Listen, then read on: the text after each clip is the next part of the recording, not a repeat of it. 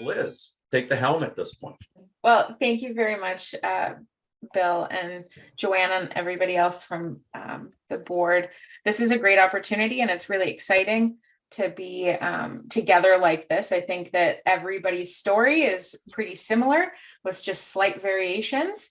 So for those of you that jumped on a little bit later, I'm on the board of directors from Clan Davidson. And I'm pretty much the only tent convener in Canada for Clan Davidson Society North America. So there's some interesting challenges with that. So I'm going to talk a little bit about volunteering and volunteer fatigue. A little bit of my background is I currently, one of the things I do is I'm a small business consultant. I advise small businesses mostly in HR, branding, just development to help support the overhead, for lack of a better word. A lot of the time people don't really have an understanding of how important the foundation of your organization is. And I think we see that a lot as I don't know if all, but most of our organizations are volunteer based. So it's very transient. People come and go pretty often. And one of the things that we kind of talk about is how challenging it is to get volunteers in to fill the spots. So then we know what happens is we get folks that do everything. You know, it always goes back to that 80-20 rule where 20% of the people do 80% of the work. And that results in volunteer burnout, which is a thing. And uniquely, it is linked to irritability. So if there's those people in your volunteer pool that are sometimes in conflict with folks, I can almost guarantee that their heart is genuine and desiring to volunteer, but they may be experiencing some burnout. Well, we know what burnout is and what volunteer fatigue is. But sometimes I think that as folks that are very passionate about what we're doing here today, we can overlook the level of passion and investment that other folks have in volunteerism. And we can sometimes tend to push a little over the top of what they're available to do.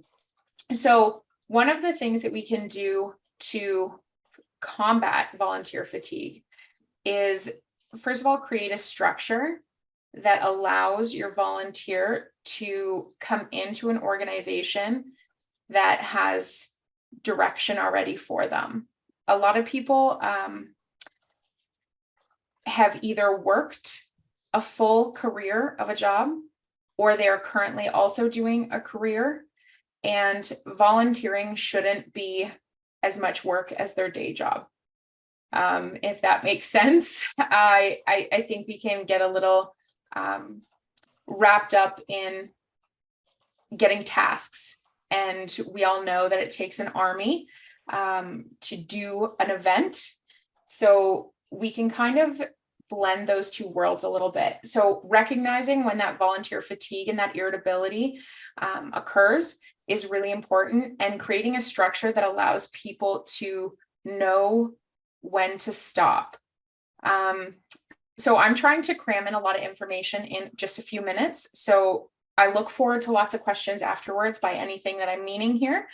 When I talk about structure, I mean, if you've got regional directors or tent conveners that you're trying to recruit, make sure that you have a system in place that they don't have to do any guesswork.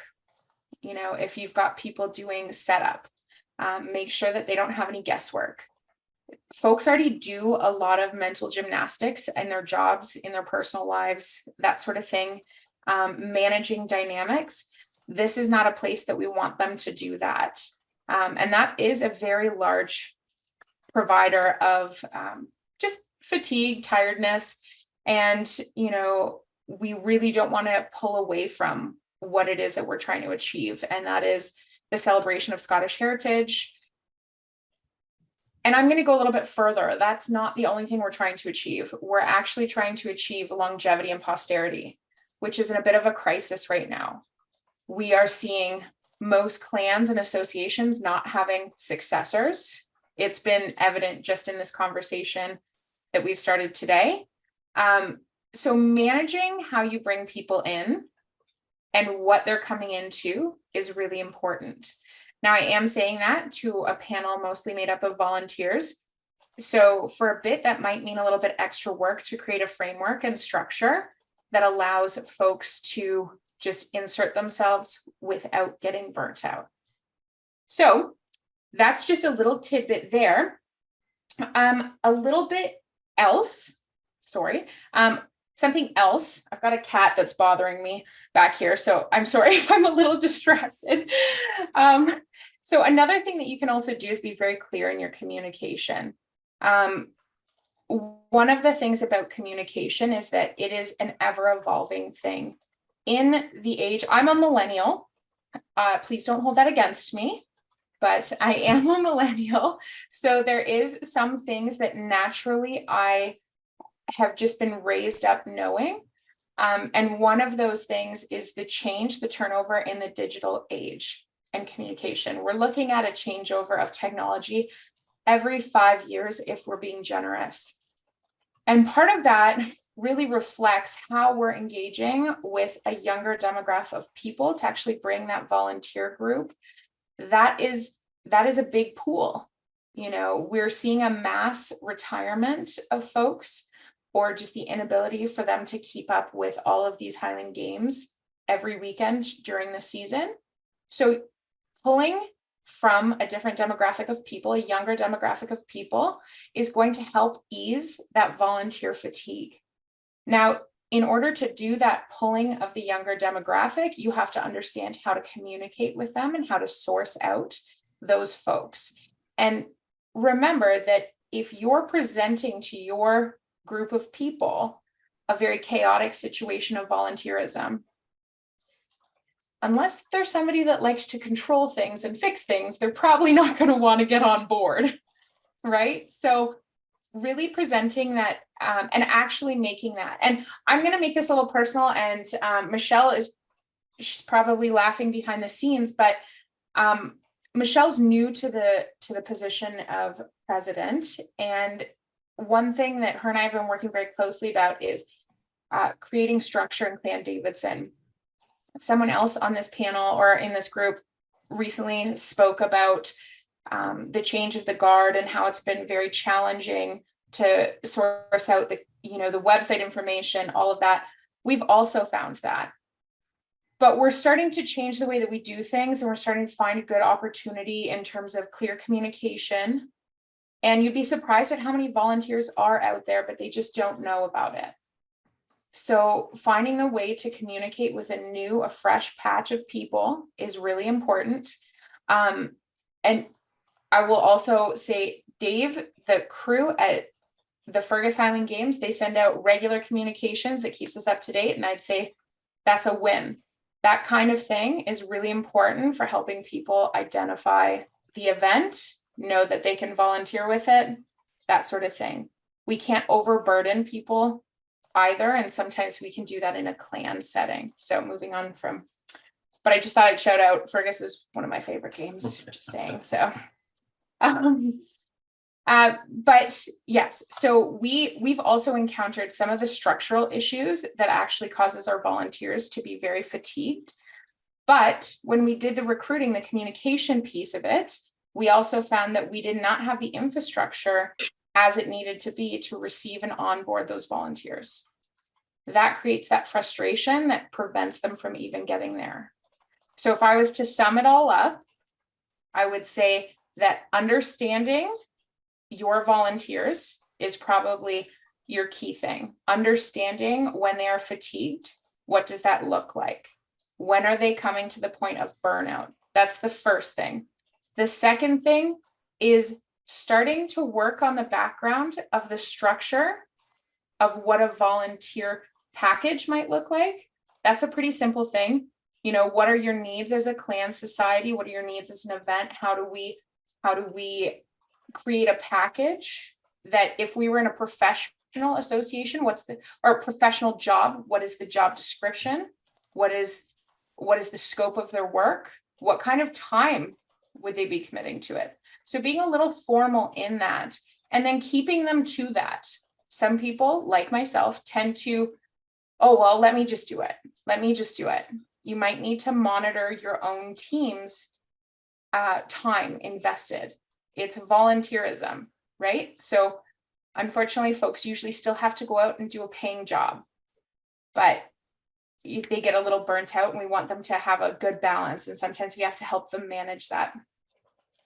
And really the third thing is once you've got that stuff kind of going, is really make sure that you communicate your needs without really asking for money. Money is always a tough subject, and let's be real, we're all needing funds to keep our associations going, and it's always a struggle. But I think that how you operate the internal aspect of your clan association with your volunteers will bring some of that stuff together.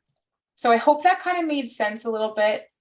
In the short time, I am going to leave some additional resources. I'm going to get some resources together for Bill for that page that you were talking about earlier, that hopefully folks can kind of use some business tips and translate it into a volunteerism, and just some communication things that hopefully people can utilize. So sorry, I'm a little over, but I hope that was helpful.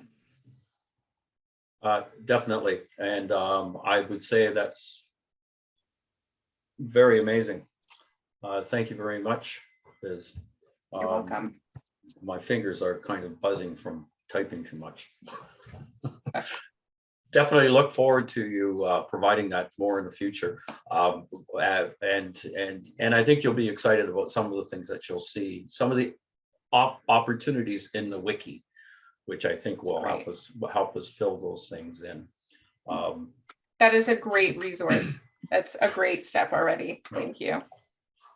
It's scary, I tell you, but we'll get into that whole process of getting to that point. All right.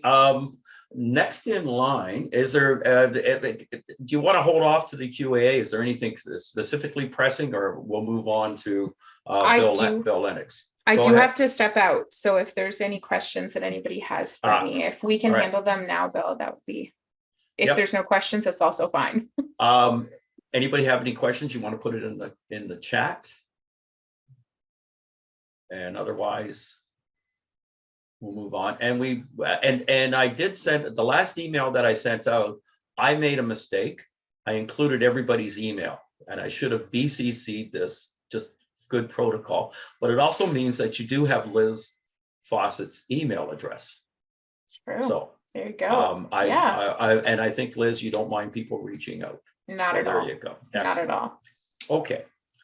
On that note, then what I'll do is we'll jump to Bill Lennox. And Bill Lennox, I tried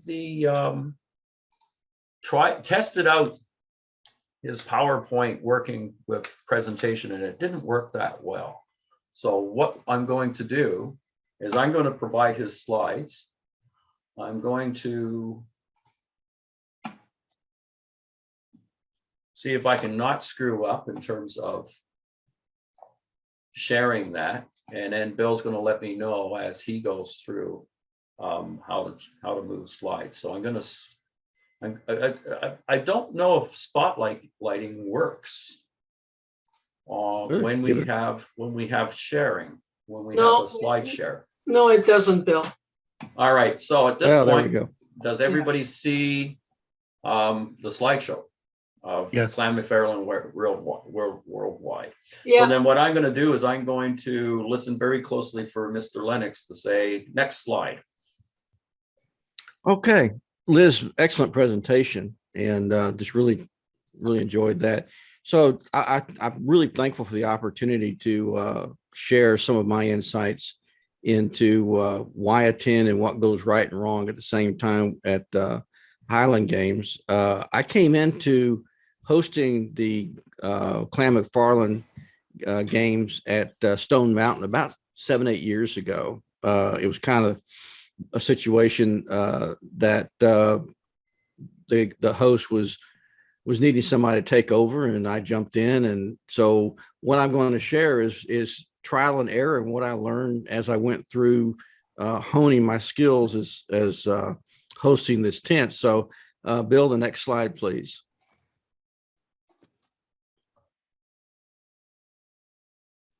Did we get to So it? there we go. Yeah. So this is the setup that every year at the Stone Mountain Games that I set up for a tent. And if you'll notice, of course, I'm sure all of you have your clan banner high above the tent, so that people coming to the games can find the clan tent. And on the left side of the screen, you'll see the Clan McFarland Worldwide. It's a 17th century reproduction of a map that shows the clan lands, and it also shows the clan. I also have highlighted there. You can kind of see it in red. I have our Clan McFarland land highlighted, and on the right, I have a banner that's been created that shows the seps. The tent itself is set up in such a way as to be inviting and ask guests to come in and look around. The table to your left has a sign-in sheet. We ask our guests to sign in with their name and email address. And at the end of the games, that is copied and sent to our membership chair. And each person that visits our tent receives a letter from Clan McFarland thanking them for visiting the tent. So we give a personal touch to each person that comes. And then in the back of the tent is just some pictures and just some information, some resources. So the tent is not really filled with a lot of stuff. So Bill, if you go to the next slide.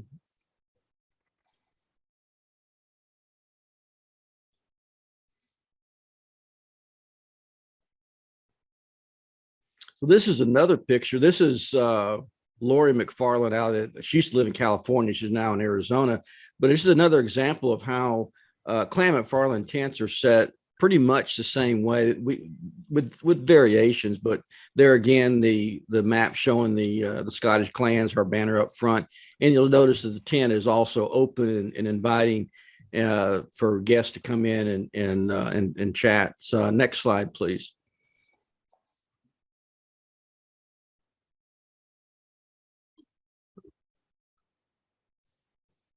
So then, so this is just a close up of that of my tent, and just the thing that I'm trying to achieve, and what really works is to have information that folks can come in and look, and it lends to conversation. And a lot of times people come in and they have a lot of questions, and so just having some resources on the table for them to look at opens up conversations and really makes them feel welcome as we can interact with them.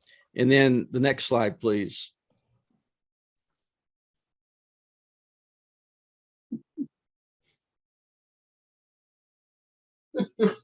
There we go. In the back, we have a hospitality area. We have a wee nip for those that they want to have a little nip there to the left. And we offer, because sometimes you may not, but I have the unique opportunity to have Empower nearby at the Stone Mountain Games. So I'm able to offer coffee to our guests as well as bottled water.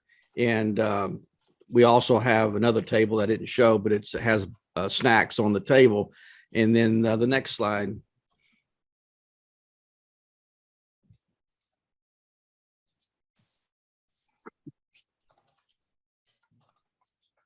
So the unique opportunity that I have for hosting a tent at Stone Mountain is I have a lot of just flat level ground. So I put out a lot of chairs, and these chairs get filled up throughout the day.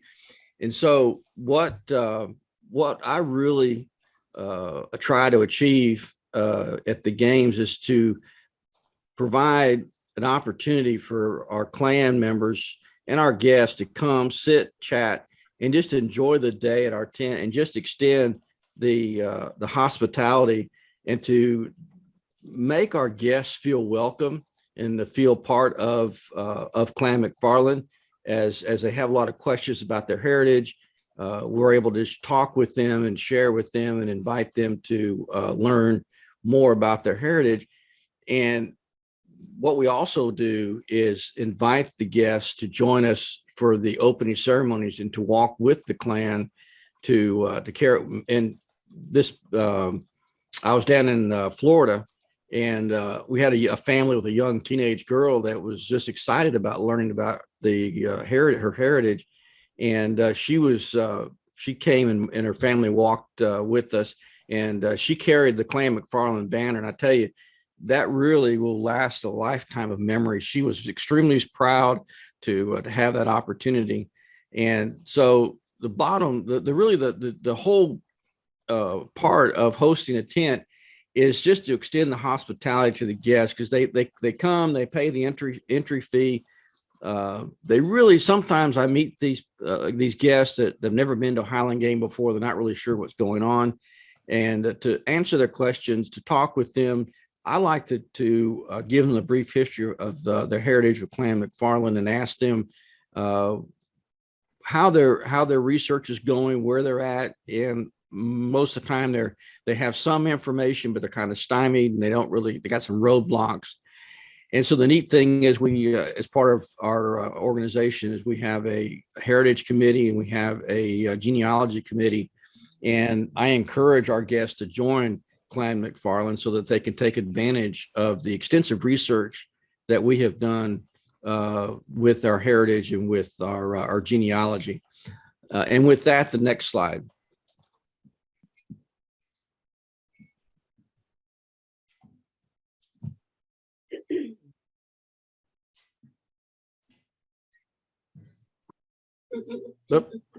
Right. All right. So the next slide, this is some reference material that I recommend. If you don't have, I recommend that you get these materials. The first one is the Scotland of old. This is the map that I showed you.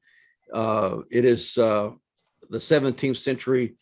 Shows 170 arms, the official insignia of the clan chiefs, the crest badges, and it also shows the next slide, Bill, that shows you the locations of the clans. And I will tell you that this map is the biggest draw to our tent, bar none. And I don't see this map displayed at a lot of clan tents, but this map right here, people will walk up and get there and look at this map, looking for their name, looking for their family, looking for their crest. And this really gives me and others in our tent an opportunity to walk up and say, what's your clan name? What do you know about your clan? And it's a great opener to talking with the guests and engaging with them and learning about their questions. And the next slide, Bill.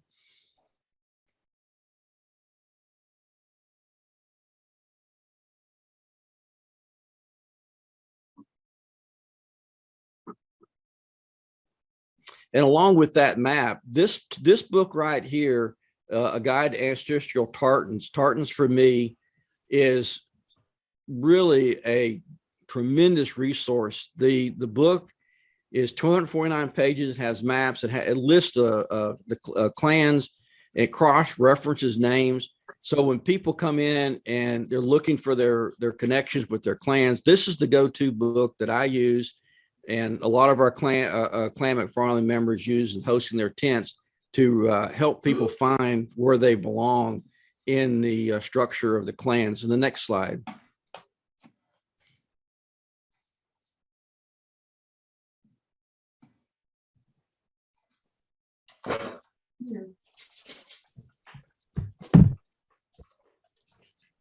You do it. There we go. The next one is also a great resource. It is really very well done. It has over 300 color illustrations of the clans and their tartans. It's a resource that I use also in the tent. I highly recommend, if you don't have this book in your library, to get this book. And then the next slide.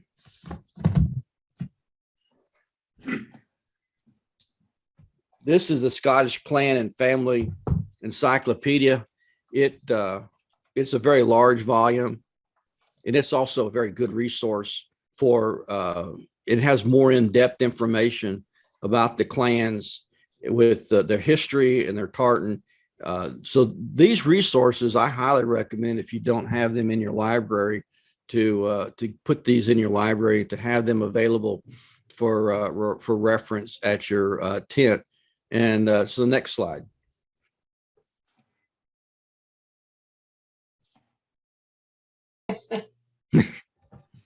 It's okay. Those cats seem to be everywhere. Yes, they do.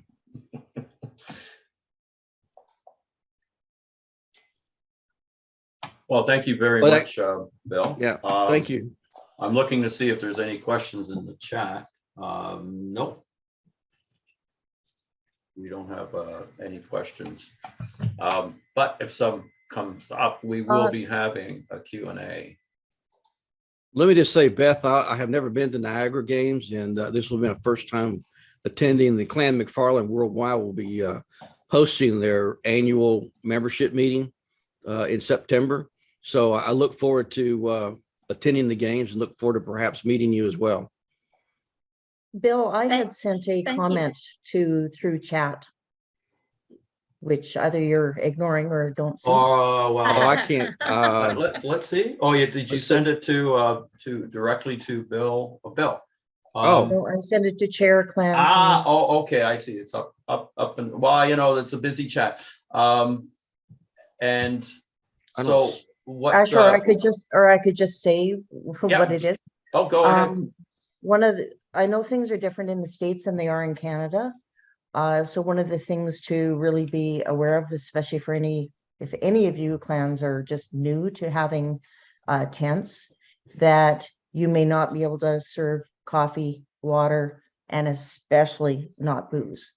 It really depends on the games, and you have to know what the rules for that games are, or that province or state. Yeah. So. I'm gonna add to that just an experience from running the kilt skate for Clan Gregor and Cassock in back in January.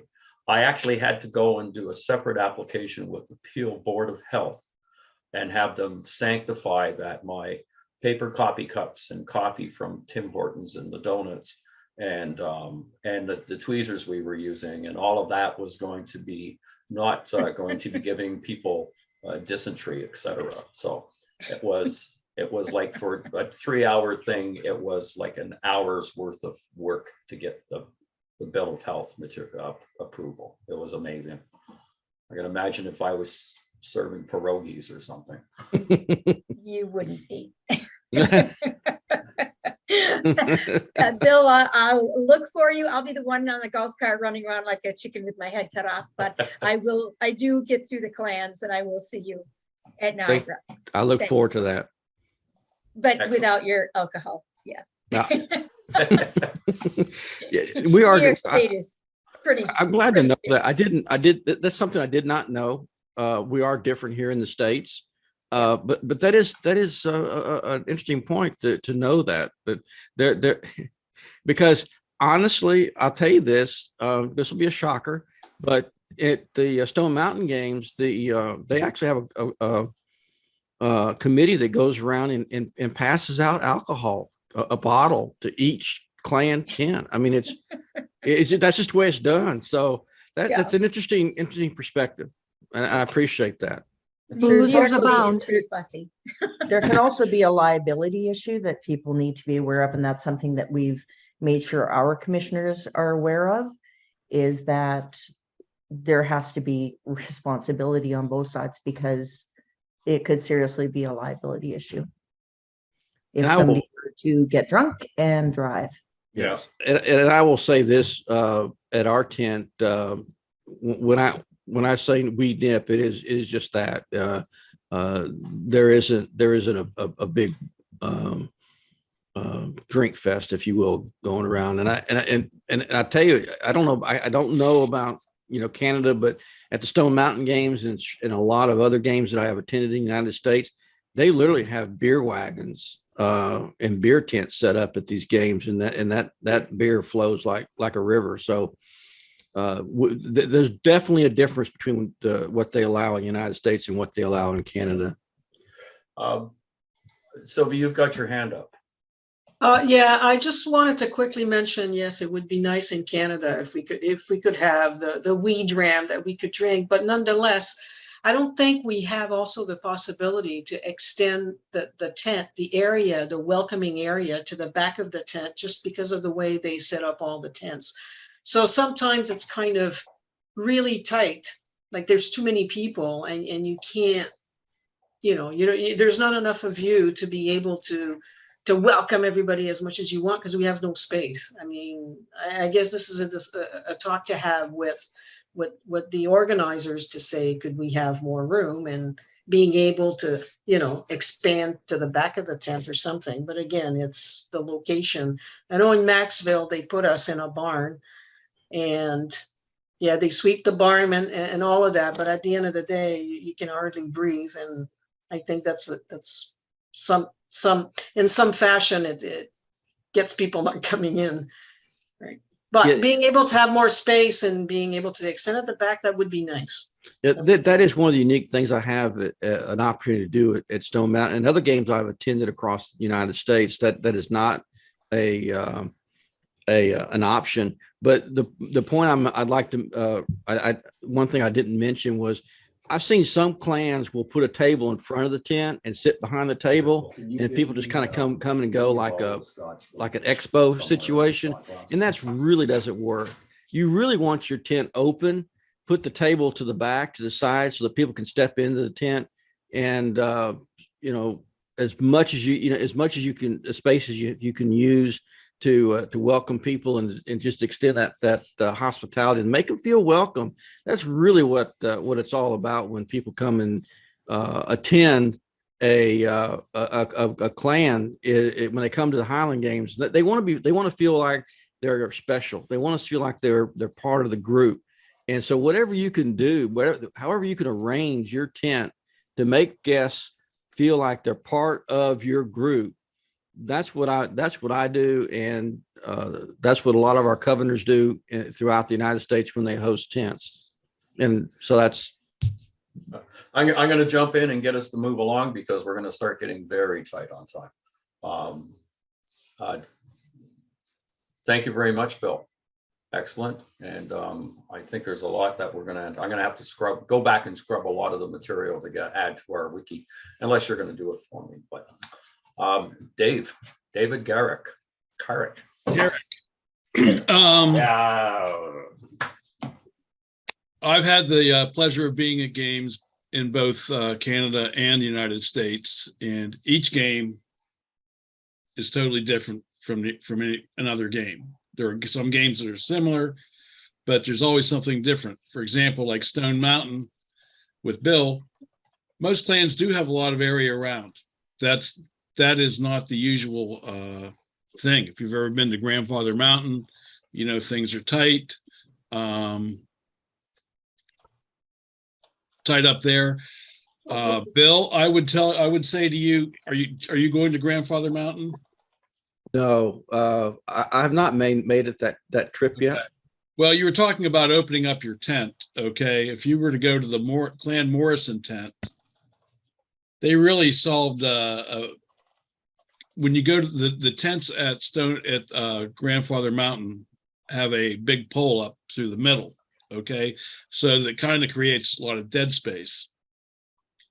But they've taken that to a different level where they put like some modular like tables that are held up by so that invites people to come in, put down things, start to write and stuff like that. So as far as the alcohol issue, yes, we've had, where we're allowed, we do have whiskey. I don't drink it, but and I can say this, that I've had the pleasure of hanging out in the beer tent at Maxville. So I know that there is alcohol at least some of the games in Canada. One of the things that Liz was talking about, like 80% and 20%. I think no matter how hard you try, I think that's what you're going to find. the way is to build up 20% to the point where you need them. And as far as communication goes, I think that was another thing that she was touching on. That is very true. And as far as like, communicating with people now, especially the younger people, I can't think of a clan that doesn't have a problem getting younger people. One of the things that we've done, because we're celebrating our 50th anniversary this year, is we've really increased our communication. And Andrew McMurtry, who's on this, he's our CASIC delegate. He can attest to, we're just sending out e-blasts all the time, links to this, sign up by this date, all sorts of stuff. And the only reason we're able to do that is, again, I can't remember who was talking earlier about having an outdated website. We were, the website that we just got rid of was put together back like 1999, 2000. So if technology changes every 5 years, we were still in 2000. We hadn't really come that far. One of the things that we did do was try to make it so on our old website, it was very static. We tried to make the new website more dynamic. And how did we do that? Well, with updates, being able to have like on our events thing, people can calendar, we can put the links to the various games, the respective game for that date or whatever. We can also have them contact the tent convener. And the other thing too is we've opened up the member directory. If you're a member of the Kennedy Society, you can go in and you can scroll through the list of other active members of the Kennedy Society, including down to the point where you can go in and say, okay, show me all the people in South Carolina, or show me all the people in Ontario. That has really helped out a lot. We did all this with trying to attract the younger people. However, the problem is you still have a lot of older people on that are members, and for some, change is not always good, and that comes down to the newsletter too. Now we send out the newsletter digitally. Not that we were sending it out via email before, but now it's done through the website. But there's still people that want to get a printed copy. Well, the reality is, it costs, when you factor in printing and mailing, that's like about $5-6 per newsletter. So if you're sending out 4 newsletters, that person's membership due, well, we just raised dues too, but our dues used to be $25. So that whole $25 for that particular member that was getting a printed copy, that was all going towards the newsletter. So, and I know in the last Costco newsletter, well, the last couple, they've had a thing about articles about like improving websites. I would really encourage everybody to look into it. It's not cheap. It's not always easy. Between the website and the 50th this year, Liz was talking about burnout. It's like I'm retired, but I should be, if I were getting paid for this, I'd be doing okay. I can tell you that with all the hours I've had to put in. But I would really look at the communications issue. I would really look at, and not just communications as far as electronically, like through emails and via print. Sometimes a phone call doesn't hurt at all. Matter of fact, sometimes a phone call can really make a big big difference, and just staying in tune with your members. So, Well, thank you, David. You're bringing up good points that I know we're going to have to consider doing some additional sessions for what these issues are, and I'm looking forward to that. But yeah, you mentioned the point about the cost. Well, we do send, Joanne can attest to this, we do send a copy, printed copy off to our patron. And what was it, $20, $40 it cost us?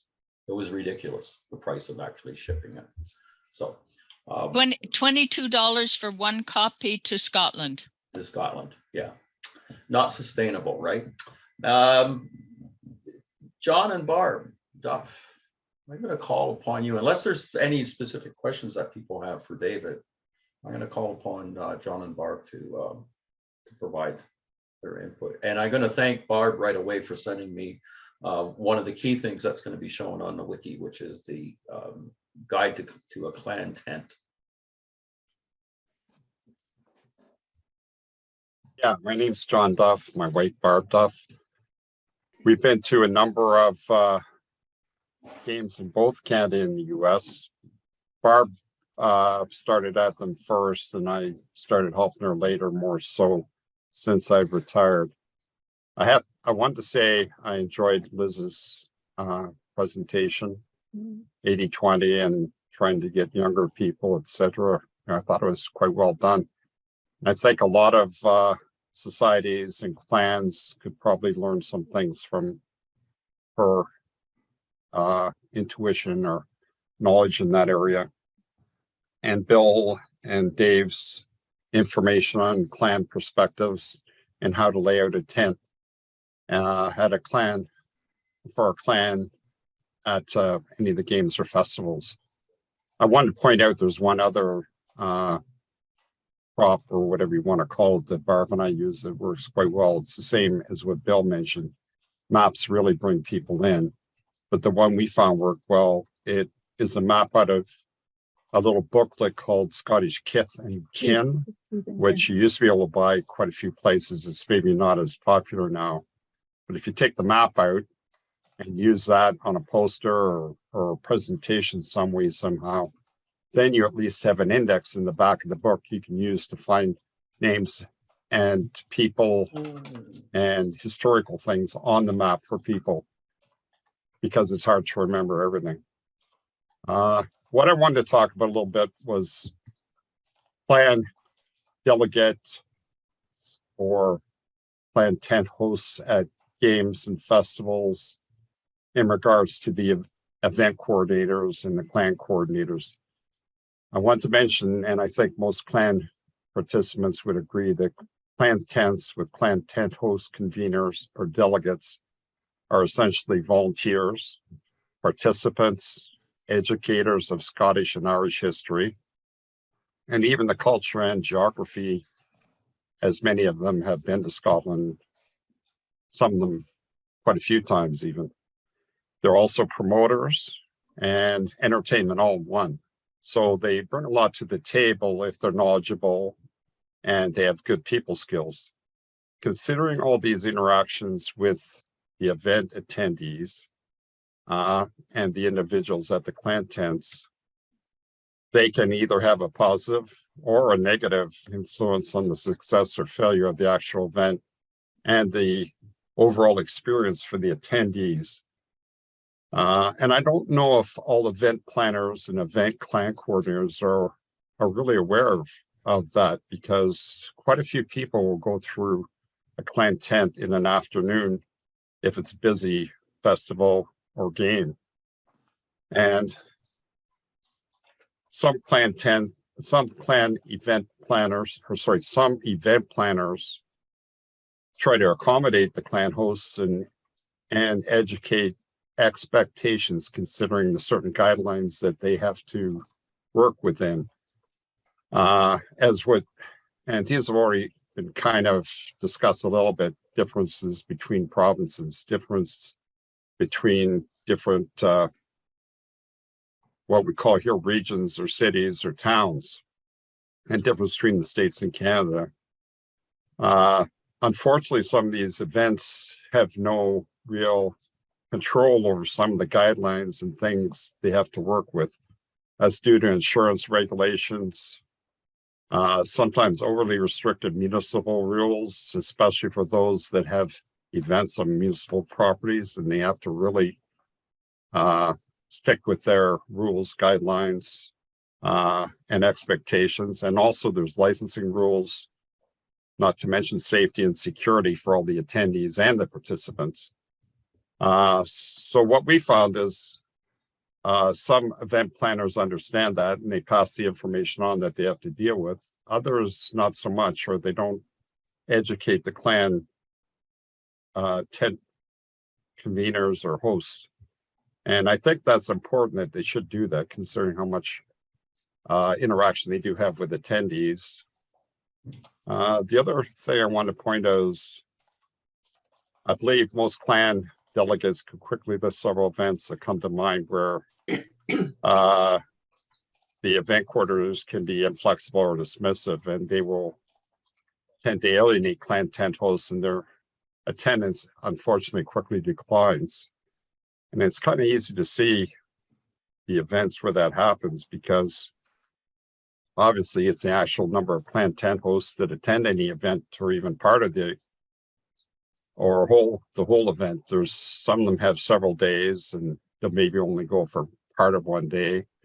Some of them will just put up a tent and they won't even stay in the tent. They'll just put up a tent with a display and they'll be gone all day, which really isn't fair to the event planners or the people that are putting on that, because it's not interactive for the event attendees, or it's kind of unfair to the other clan tent coordinators and hosts also.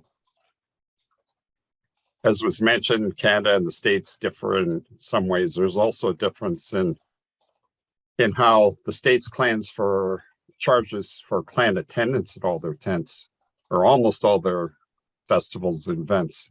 In Canada, that is there's very few that charge for attendance.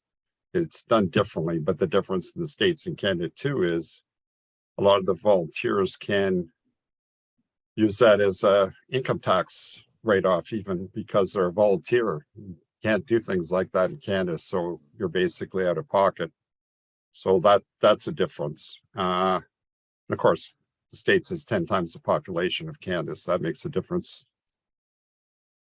What some event hosts don't understand is plan hosts end up purchasing all their own materials, including books, pins, display items, t-shirts, banners, and they may or may not even get any reimbursement from their clan society.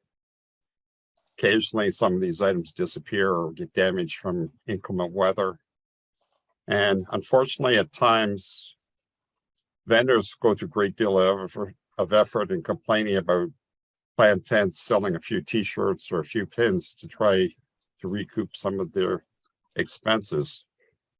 Really, I don't think clans sell that much, so I don't think it's that big of a deal. But unfortunately, some of the event coordinators would even go along with that and ban the clans from selling a few pins or a few t-shirts. So I think it's kind of one-sided in that way when it comes to some festivals or events.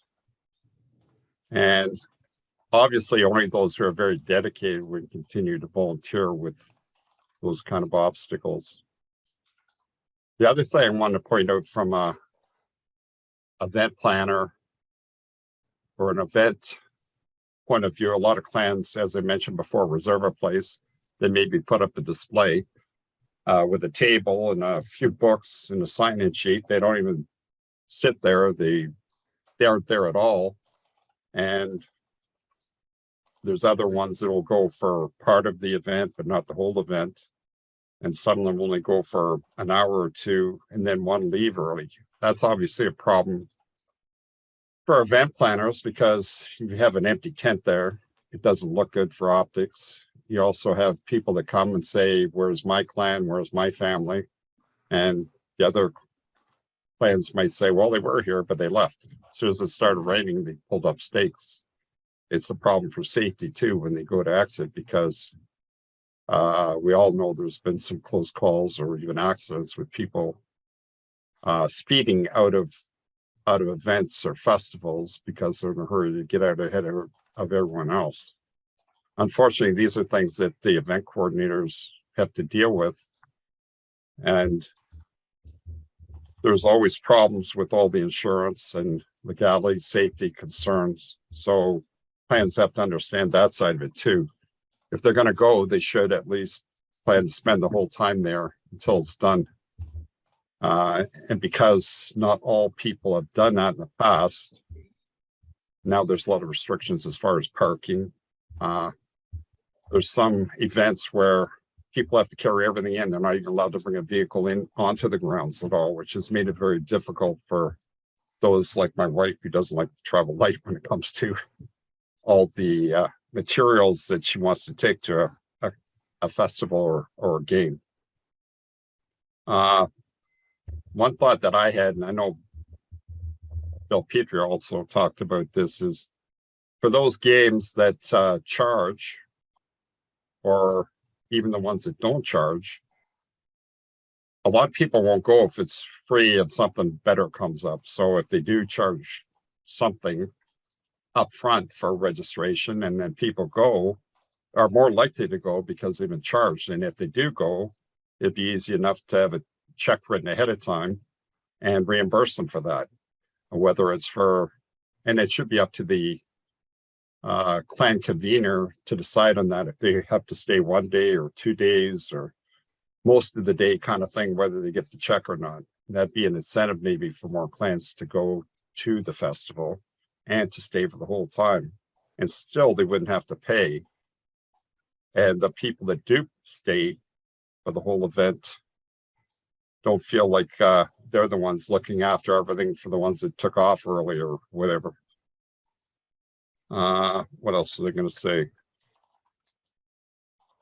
Anyways, the bottom line is I think that would bring more clans or that would cause more clans to stay for a couple extra days if there's something they would get reimbursed for, and would keep their be a bit of an incentive to go. The other thing I want to mention, the last item was, I think there should be some kind of debriefing session between the clan coordinator and the clan conveners or hosts to basically, it can be before, during, after the festival or game, to basically communicate some of the expectations and needs of the festival and event, and also to have constructive criticism on those that really didn't host the clan tent for as well as they could, like they weren't in their clan tent maybe for an hour of the whole day or not at all, or they left on the Sunday, and if it's a 2-day event instead of staying all weekend. The important part too I want to mention is a lot of clan tents end up having more than an 80-20 rule. It's more like 90 or 95, 90 to 10 or 95 to 5 of people that aren't from their actual society or clan or family name or set that they actually talk to versus the ones that are. And I think it's important for event coordinators to understand that we spend a lot of time talking to people that aren't even from our clan. And if we're conscientious and give them a good impression, then maybe they can talk their client into attending the following year. I guess that's about all I had to say. If anybody has any questions, feel free, please, and thank you. Thank you, John. John, I'm actually just trying to make sure that people can use the chat. I think everybody can enter something in the chat to a host or co-host, but I don't know if you can send direct messages to everybody. Try to open it up. Everyone and anyone can now directly chat. So, but thank you, John. And I appreciate that you and Barb have some experience from your perspective of doing the stuff with Caledonia as well. Let's move on. We're running a little bit late, but let's move on to talk to Mel. Hi. Mel Fitman. Yeah, I'm here. I hope. I'm gonna, Mel, can I hold off on a second?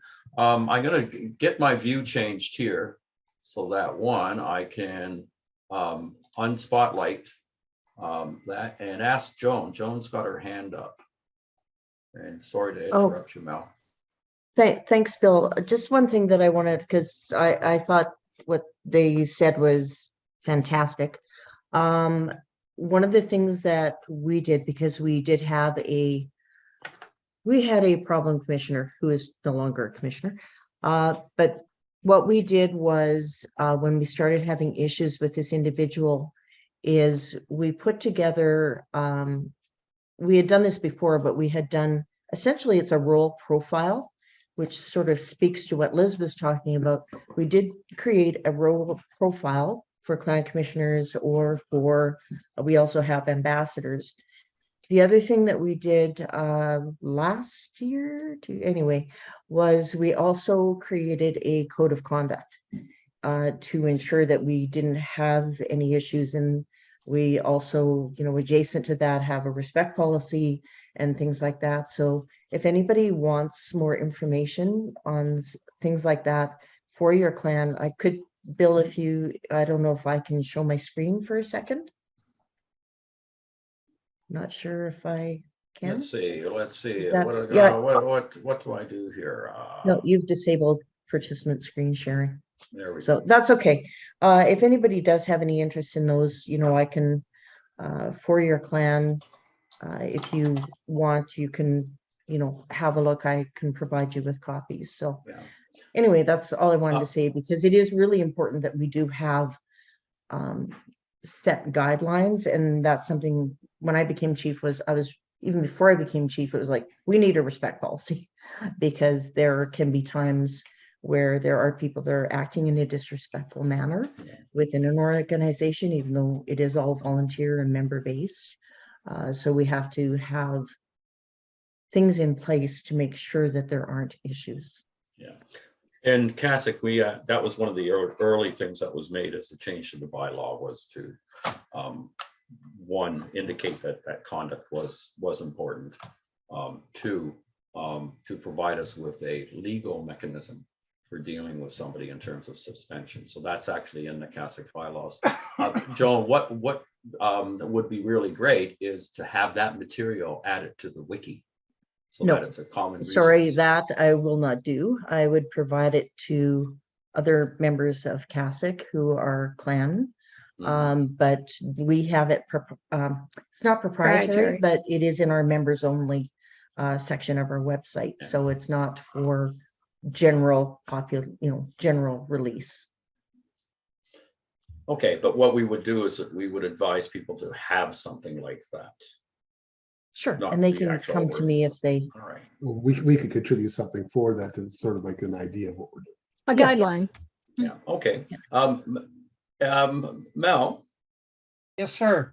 now we're going to jump to you. They didn't hijack your time. Well, I guess I'm in the position where a lot of the comments I was going to make are already covered. But what I will do is, hopefully I won't duplicate, and hopefully I won't take too much of your time. Why do we attend the games? Well, we want to be a presence. We're there to promote Scottish heritage and culture. We're there to promote the New Brunswick Scottish Cultural Association. We have 14 member associations, and we make people aware of those member associations depending on what part of the province they're from. We need exposure. We need a presence. I can't recall how many years I've been going to the games and festivals in the province. We go to 4 games festivals and 2 heritage fairs on an annual basis. And each one is unique. We gear our display and according to what we perceive the audience will be. Last week, we were at a heritage fair for a school district here in the province. So we geared the display more to younger people. The heritage fair had 60 participants, and sorry, I'm reading. I saw the other message come up on the bottom. We had 60 student participants at that game. at that Heritage Fair. And one of the things we do there is we award a trophy for the best display of a Scottish heritage and culture. And this year it was won by a student from a school in the south of the province on the curling.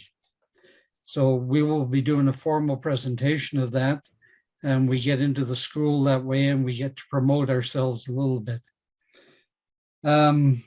We also are there. Why are we there? We're there to recruit members, volunteers. We've all touched on that. One thing I didn't hear, but that is extremely important to us, is to renew our friendships. We at some of the games, that's the only time we see these people. So, and a good chance to meet new people. One thing that I guess keeps me going on this, and a lot of the other people involved, is we have fun doing it. There's no way, if it was a boring job, there's no way we could do it.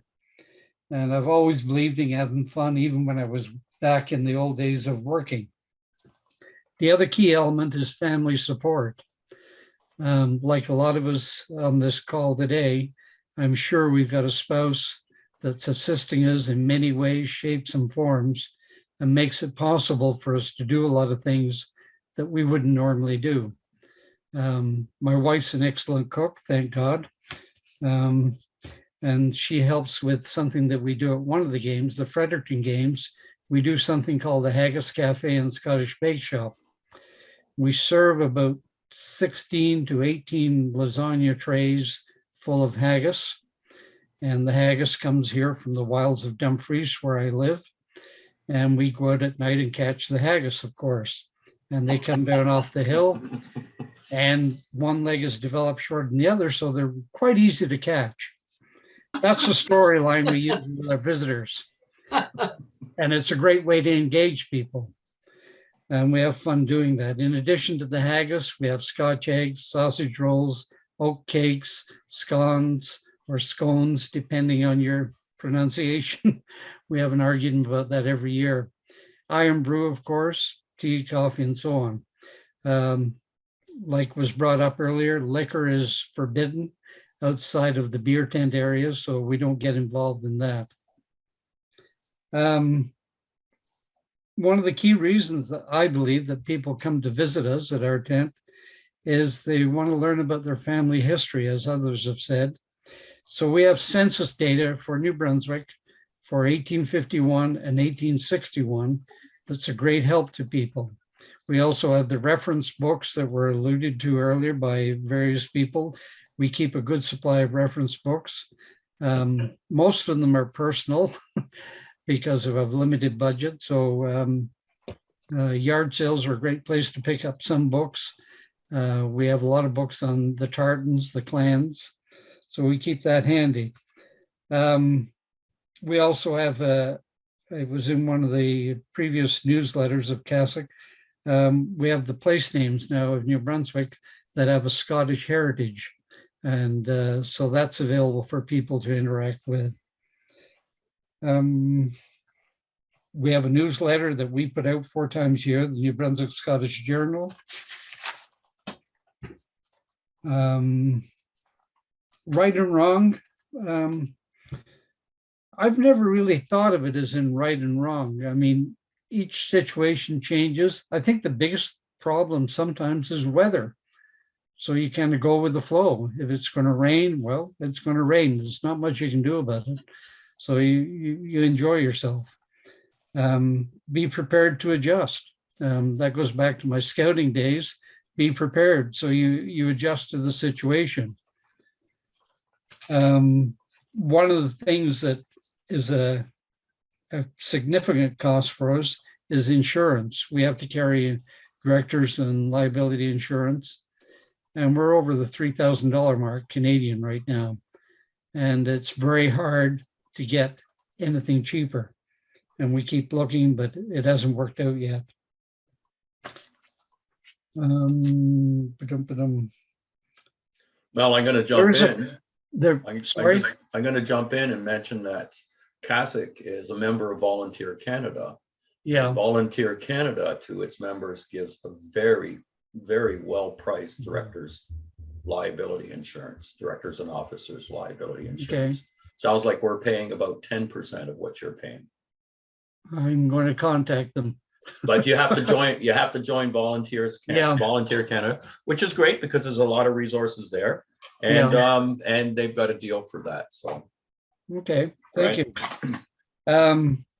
There's a cost too of being a volunteer. It's been alluded to by different people. We all dip into our pockets, and sometimes that pocket is a little bit limited. But we keep doing it, and hopefully, if our one thing for a future consideration for CASOC is perhaps it'd be to look at the Canadian income tax system, so that we could perhaps write off some of these expenses of being a volunteer.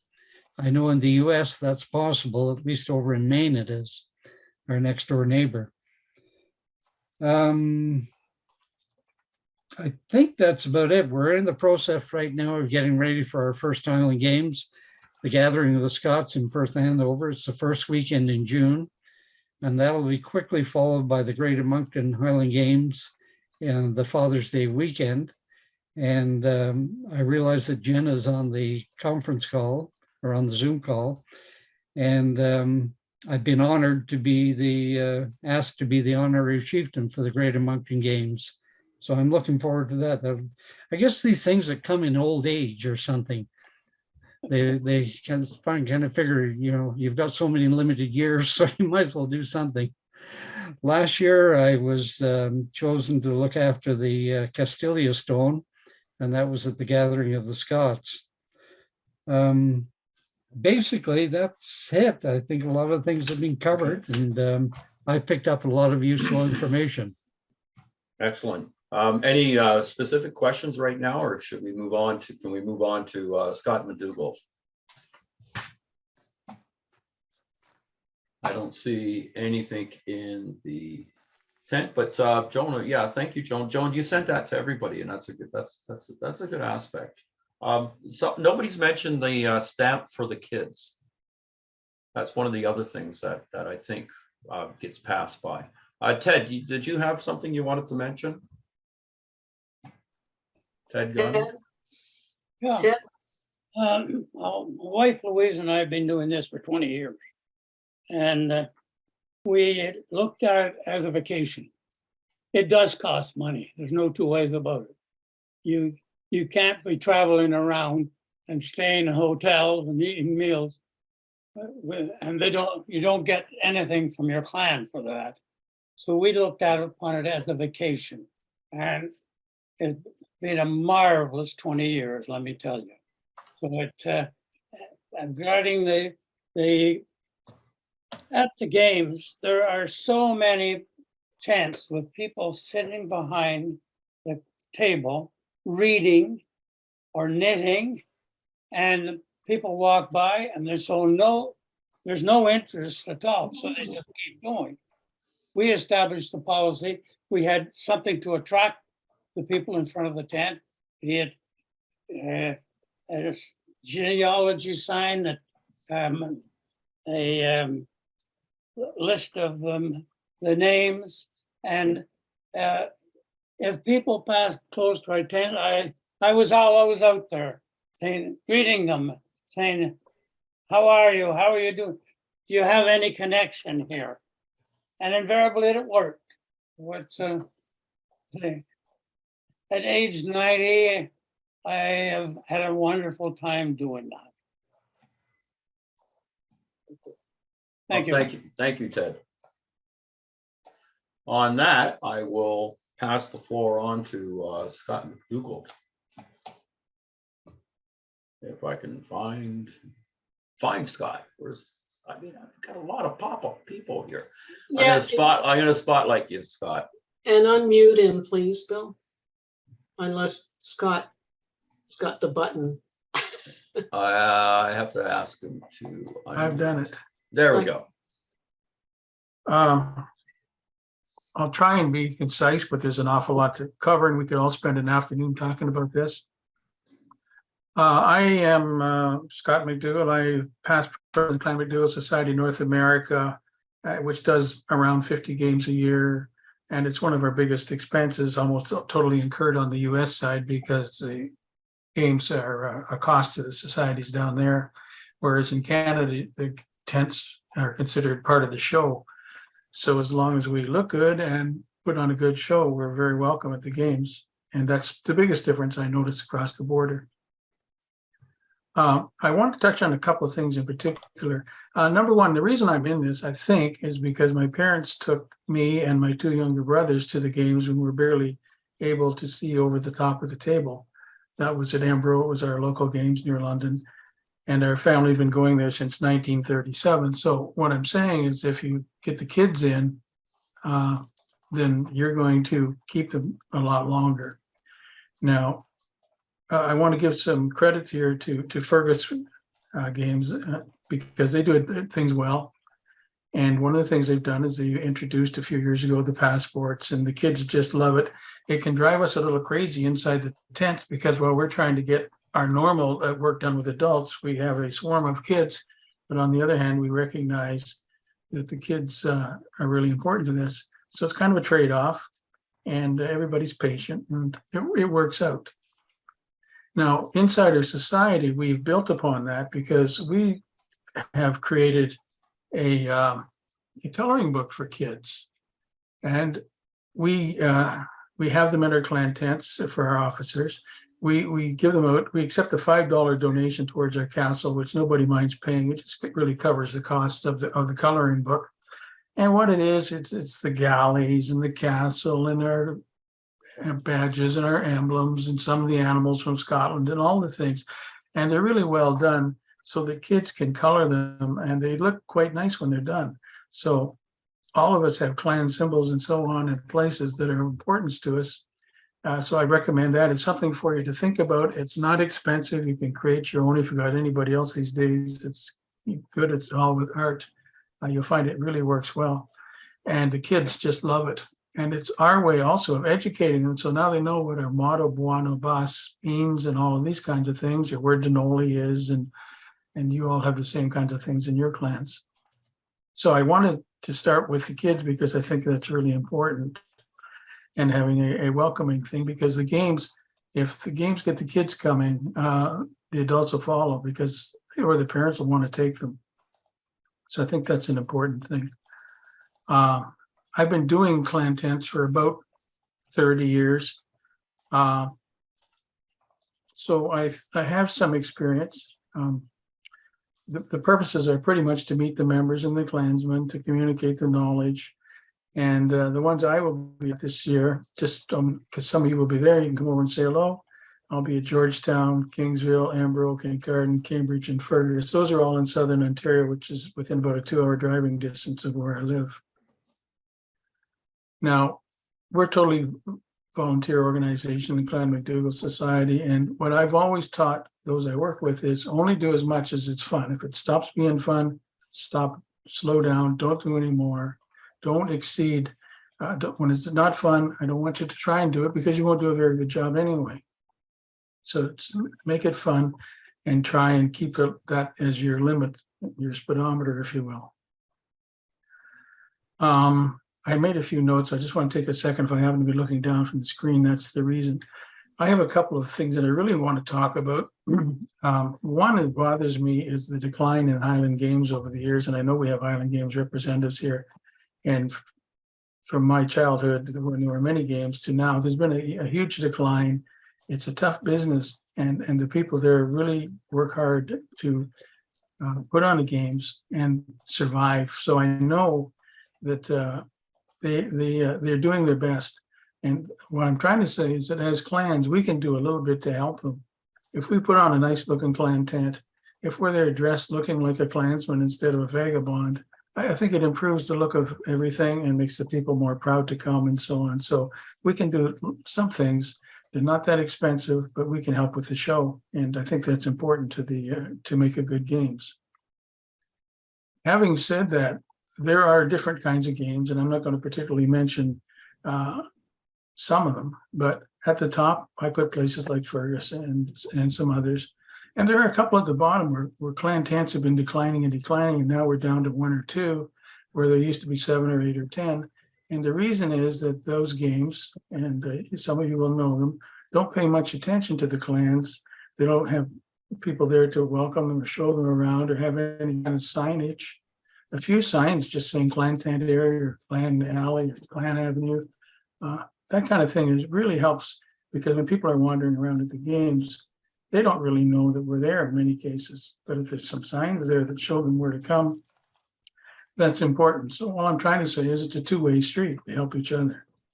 And on that note, I really have enjoyed working with the Highland Games, because I find that the clans and the people that do our tents really help each other. If I need something, if I've got a problem, I know that somebody next door or down 1 or 2 is going to have to give me a hand, or vice versa. I'll go give them one. I really like the cooperation and the volunteerism among the clans. We're not fighting like we did once upon a time. We're helping each other. And that is a good feeling, at least I find it is. So I'll just catch my breath for a second. Among members, and talking about clan organization just briefly, we have turned to, within the Clan MacDougall Society, using induction packages a bit, so that you're no longer just getting a certificate. You get a little bit of a package explaining where our website is and some of the things, and where the games are, and so on and so forth. A simple induction package. And we also issue our newsletters at fixed times. They used to come kind of hit and miss, but now we have them on a schedule, and that really cuts down the amount of work required to put them together too. Hit and miss always creates more work than having a plan. And we're working on simple guides for our volunteers who attend clan tents. And we have some of these things in place about, what to do, and little kits and so on. And one of the things somebody mentioned about, we always need some money, and that's true. We've got our donations set up so that the money is sort of organized. One, there's a general fund if you want to contribute to that. But number 2, if you want to contribute to it, let's say Denali Castle, which is in Oban, it's pretty beat up and it needs a little bit of fixture up. So you can direct your scholarship that way, or your money that way, or you can direct it into things like scholarships for dancers and so on. So it gives people a choice in where their money is going. And we find that helps a little bit if they got some say instead of just a general. Lots of them do want to give a general, but other people like to feel good that they put a stone in the castle or something. So if I'm going too fast, I apologize, but I know time is rather tight there. I have a couple of things that I really want to get to. Some people just echo the quality of certain content, but we're part of the show. These are things I've talked about. I think the children are the key to the future, and the passports and things like that. The comments that have been made here about clan tent setups and having them welcome and having a U-shaped entrance, etc., that's absolutely key. Otherwise, it just appears to a stranger that there's a bar to the door and you really don't want to talk to me. One of the things I find that works for my clan tent is, if you've got a little bit of space, is putting up a map of Scotland. It doesn't have to be the old clans. You put up a modern map of Scotland, the Michelin 501 or something, and you'll attract people from all over, because they want to see, well, this is where grandfather was. And in that little village in the Isle of Islay, where my family came from, they're on that map. Or people are saying, I'm making a trip over there, and where's Gornock? You can help. So just a $20 map or so, if you've got a bit of space in to put it up. I've even put it up at a kid card and wrapped it around a tree. It didn't matter.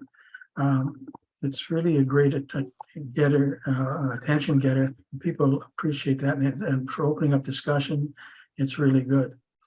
I'm going to conclude with 2 quick comments. One is, it's my experience, and I find it a little bit of humorous, but we get a lot of people coming up to us and saying, basically, what's my clan? And my insight, I wanted this to be taken properly, is that particularly among the female people asking the question, it really means, what's my tartan look like? So if you've got some display material with photos of your tartan or other tartans from other clans, it really goes a long way to answering the questions. And finally, a subject that hasn't been raised, and we could probably do a whole show on it, is international gatherings. I'm bringing it up because my particular clan has an international gathering every 5 years in Oban, Scotland, and it will be next year. So we will have a little bit of signage and whatnot about our international gathering. And people will be able to ask questions, learn about it, and see a picture of the chief and so on. So that is, many of you will have international gatherings, and it's a great communication thing with your members and others. I'll conclude there. I'm trying to be fairly quick and probably spoke too quickly, but I hope that's helpful. Well, thank you, Scott. I made lots of notes, and bear in mind, everybody, that this is being, well, it was supposed to be streamed to YouTube, but I didn't start it. It's being recorded, and I'm going to end up posting it up on YouTube. We will get additional, people will have additional opportunities to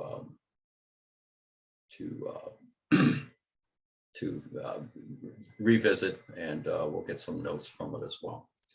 So with that, we're scheduled to have a little bit of a break. We are running quite behind.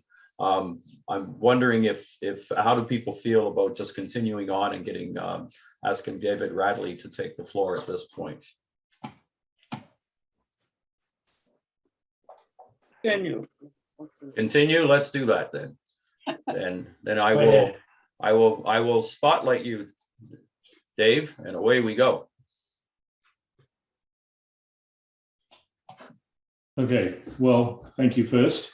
One thing I've got to say, it's just great to see Ted Gunn. Great to see you, Ted. Glad you're going well. And me too. Long time participant. On Lois. Better half. Yes. As far as festival is concerned, the problem with coming after all the clan people is that they came up with all sorts of things that I didn't think about, but I will try and mention as I go through. As most of you know, I've been involved in Fergus for the last 22 years. I've been president up until this year for 10 of those, and I've run the clan tent area. We at Fergus look at clans as being one of 4 very important, what we call our pillars. The Highland dance, heavies events, pipes and drums, and clans. And as such, we treat it as a very important part of the festival. I took over from, a lot of you will remember, John K. Campbell. I took over from John, and I've tried to emulate what John did with some changes. At the time John handed it over to me, which would have been about 2013, we had about 23 clans coming. The last 2 or 3 years, we've been hosting somewhere between 50 and 60 clans. And we've done some things that some people have said are a little bit controversial, but I think it's made a change. Someone mentioned about the US companies festivals charging. Somebody else mentioned about those clans that kind of say they're going to come and don't. Well, we used to have, John would always have 50 or so clans who would say, I'm coming. And then he'd set up tents for most of those people, and half of them wouldn't turn up. So we instituted a charge, which we think is reasonable, hasn't changed much. It does give people the opportunity not to have to lug a table, chairs, tent around. They all get tables, chairs, tents, on-site parking, and some refreshments. So we feel it does 2 things. It cements their involvement, also gives them value for their money. What we found in the festival over the last decade is that people have moved much more from being collectors to experiential people. They want to experience things rather than walk away with bags full of goodies. So we've moved away from that. Somebody else mentioned about selling stuff at the tents. From our point of view, we have a lot of concessionaires that come in and pay a lot of money to have a tent. And if they see that people are going to our clan tents and buying just any old stuff, they get very upset. We lose concessionaires, and frankly, it's a good chunk of money coming into the festival. So we limit the people, what you sell at your tent, to clan-specific material. If you want to sell clan-specific material at your tent, then please go ahead. I think it helps you cement your clan people, and it makes it better for the clan. So we don't have a problem with that. But selling iron brew at your tent or bottles of whiskey is a no-no. Unfortunately, Clan Fraser got me on that one because it just came up with their own scotch.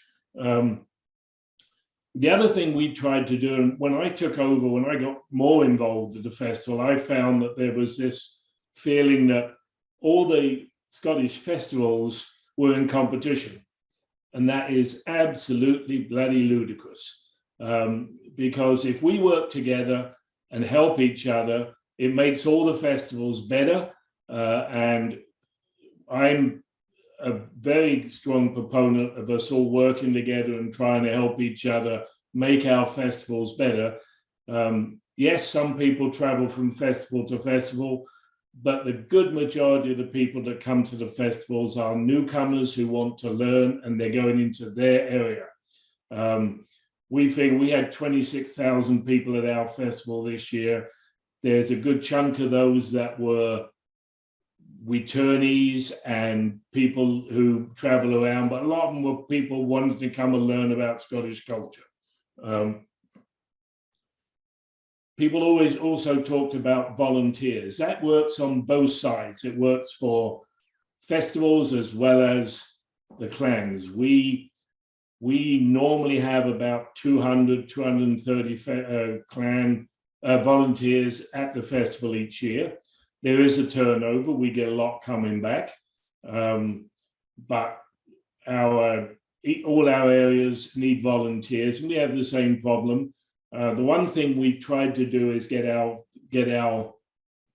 program for a wider demographic. We used to very much concentrate on the older people who were coming. We found with our Mac Kiddies area and a lot of the things we do that we've been able to widen that demographic, and we get a lot younger people coming in. The other thing that we've tried to do, and I think it's important, is we need to let people know that the clan area not only attracts your clan members, but as some people mentioned, it's an education to a lot of people. And what we've done is brought in the Ontario Genealogical Society with a genealogy tent, and they've got a Scottish group that actually will look at your Scottish culture while you're there, and it ties very nicely into the clan area, and we've got them together. We've amalgamated our clan area with our heritage area, and I like to look at it as the education part of the festival. So it's worked out very well. And a number of people have mentioned about the layout of the tent, and I've watched in our area where those people that have these open, inviting tents are always jammed with people, where, as some people said, if you've got a tent in the front and there's nobody really paying any attention, they'll walk past to someone who will engage them. We have a Best Clan Award, and I'm a little ashamed to say that it's gone a little bit stale because it's become a bit of an old boys club, and we'll give it to so-and-so because he's been coming for a number of years. So we're changing that this year, and I think it's important for everyone else to think about the fact that it's not the event that itself that should be judging that, it's the clan area. So what we're going to be doing in the future is have the last 3 winners of the Best Clan Award be the judges for this year. So have them walk around and tell us who they think is the clan that's, we think about things like most involvement, most clan dress, engage in the public, good clan tent layout, good materials. There's a bunch of things that you can focus on, but giving that best clan award in the proper sense that it is the best clan, I think helps the clans get motivated to do a better presentation. The other thing that someone mentioned, which we find a little frustrating, and it's not so much people leaving earlier, but we've had to completely change our layout. And I understand the limitations, but we have a bunch of people who come just on the Saturday, or others that come the whole weekend. And those Saturday only people, we welcome them and we love them, but we've now had to change the layout of the area around so that at the end of Saturday, we take a bunch of tents down because those people have left, and it doesn't look as much of a ghost town with a bunch of empty tents. We've also tried, and I encourage everyone else to do, to spread the clan involvement over the weekend. So on the Thursday evening, we have a downtown parade, and we're getting more and more clans involved and joining in that downtown parade. I know Stephen loves it. And it's become very good. And then most of them, like I do, hit all the pubs downtown. Friday, we always have our hearth lighting, which brings the clans right to the front. And it's a big crowd pleaser. It really, we moved from little candles to big torches a few years ago, and that makes everyone feel a bit better about it. And then the other thing we've tried to do is anybody that doesn't feel that they have the expertise or the time to host a tent, get them to participate in the hearth lighting and the clan gathering on Friday and Saturday, and even the Thursday night, providing they're wearing their clan regalia and they've got some sort of recognition of a clan, let them join in as a separate clan. And it really makes some people very excited because they don't feel that they have the expertise to run a tent, but they certainly can and will want to participate.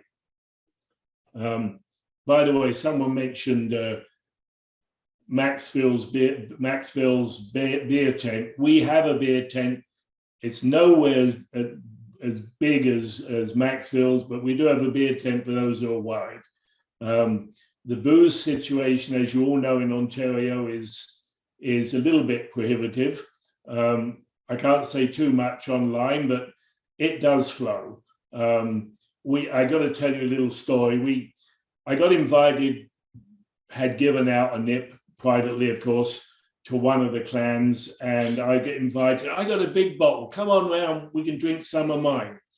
And he pours out a bottle of Canadian Club, which nearly floored me. But you mentioned the stamps, and I noticed there's a couple of chat comments about stamps. We've had a very mixed feeling about stamps at the festival. I first have to say that the stamps was the brainchild of Doug Ross of the Scottish Studies Foundation. We've just moved it up, so we have to give a shout out to the Scottish Studies Foundation. We've just moved it up a bit. The kids love it. I would bet that 80% of the clans love it. There are some that don't like it because they're so busy they don't feel they've got the time to hit the stamps or spend the time with the kids. We're going to continue it. We have dropped it for a couple of years. Since COVID, we're going to start it up again this year. We find it's an important part of the festival.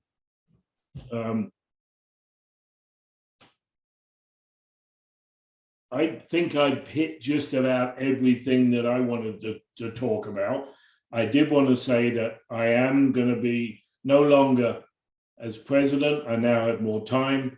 I am going to be trying to convene another meeting of the festivals. We tried earlier in the year, and a lot of people had other things. Once the season's over, we will start getting together and try and get the festivals together. I am willing, if anybody wants any help, I have a little bit of experience, and if anyone feels that they want to pick my brain on anything, I'd be very happy to help. But I think unless I can't think of anything else, I'll probably, as soon as I stop, think of some things. But that's my input, and I appreciate the opportunity to be able to give it. Well, thank you very much, David. And a number of things that we've learned, and especially I think we all like the getting the perspective from the event, from the event viewpoint, and the challenges, and you know, personally, I do agree. Seeing empty booths beside us and stuff being vacant was not something that was that was appreciated the last few times I've been at Fergus. I'd go as far to say that the things like the booth award shouldn't go to anybody that's not sticking around, or saying to somebody, I don't know to what extent you can do that, but saying to the clans, look, if you stick around to the end of day on Sunday, we'll give you your deposit back, or something along those lines. But anyways, there's ways to there has to be ways to motivate them to stay. Still, those people that are leaving, I mean, I've spoken to some of them. They are fiscally challenged, some of them. I mean, they're coming from a distance away. If they're going to stay overnight, they've got to buy a hotel. Yeah. They've got to spend money on food. We understand it. There's no way I want to turn people off who only come Saturdays. We won't turn them off. We will just be putting them into a separate area. And now I have a couple of big, heavy volunteers who can help me pull some tents down, so that it doesn't look like a ghost town. We can continue. So, I mean, I encourage people to come on the Sunday because it's so much more relaxed, and you get to visit amongst the clans, and get to see the featured guests better. I mean, last year, Duncan Lacroix had a wonderful time on Sunday, wandering around quietly chatting. This year, Richard Rankin will be doing the same. So Sundays is a much more relaxed time to do it. I totally agree. Sunday's much nicer. Okay, if there's not any questions, I'm not seeing anything in the chat. Denise has a question. Denise, go ahead. Yes. David, last year was an absolute pleasure being at the Fergus Games, and there was some talk of, hold on, I just got myself in the thing here. There was some talk of making a row for the Clan Hattons, all of the members of that clan association together. Was that something still in the works? Yes, I'm working on it. I have certainly not. Would you do me a favor and just send me who you believe the Clan Chatton members are, because I've got conflicting information, and if you can send them to me, then I'd appreciate it. I can send you the link to the association's webpage, and it's got all the clans there. Okay. And just one other thing. Yes. I saw Dee Ferguson on. Our chieftain this year is Sir Adam Ferguson, of Clan Ferguson. It's the 190th anniversary of the town of Fergus, and coincidentally, the guy who founded the town of Fergus' name was Adam Ferguson. So it's going to be fun having Sir Adam there, and he will be very involved with the town as well. So come meet him. And all those people like Scott and people that I haven't seen at the festival, I expect some registrations coming in. I am looking forward to meeting Sir Adam myself. Thank you. David, I'll fess up that Cassock hasn't done a registration yet because we're trying to figure out what do we need in terms of booths, etc. We do have an update. We're going to try it out in Victoria in a couple of weeks and see how well that works with what our change is, and then we'll let you know. Can I just mention one thing? I'm sorry, it just came to my mind, because somebody mentioned about the amount of room at Stone Mountain. As you know, we moved up, well, you maybe don't know, but 25 years ago, we were downtown Fergus. We moved up to the sports complex because we didn't have enough room, and we still don't. For those clans that are registering, we do supply tents. If you want to register twice, you can get 2 tents. But that's the maximum. We've had a couple of people say, can we get 3, can we get 4? If you register twice, we can give you 2 tents, but then we run out of space. So as far as space is concerned, I think a lot of people like us are restricted and we have to work around it. Yeah. Okay, thank you. Beth and Phil, Yes. I'm going to put the spotlight on you. Well, I don't know. Coming after Fergus, I don't know if I can say anything. You know, we're not as old as Fergus. We went to Fergus years ago to get some ideas, which did help us, but we're new compared to that. But I can talk a little bit about clan participation. Did you get my PowerPoint?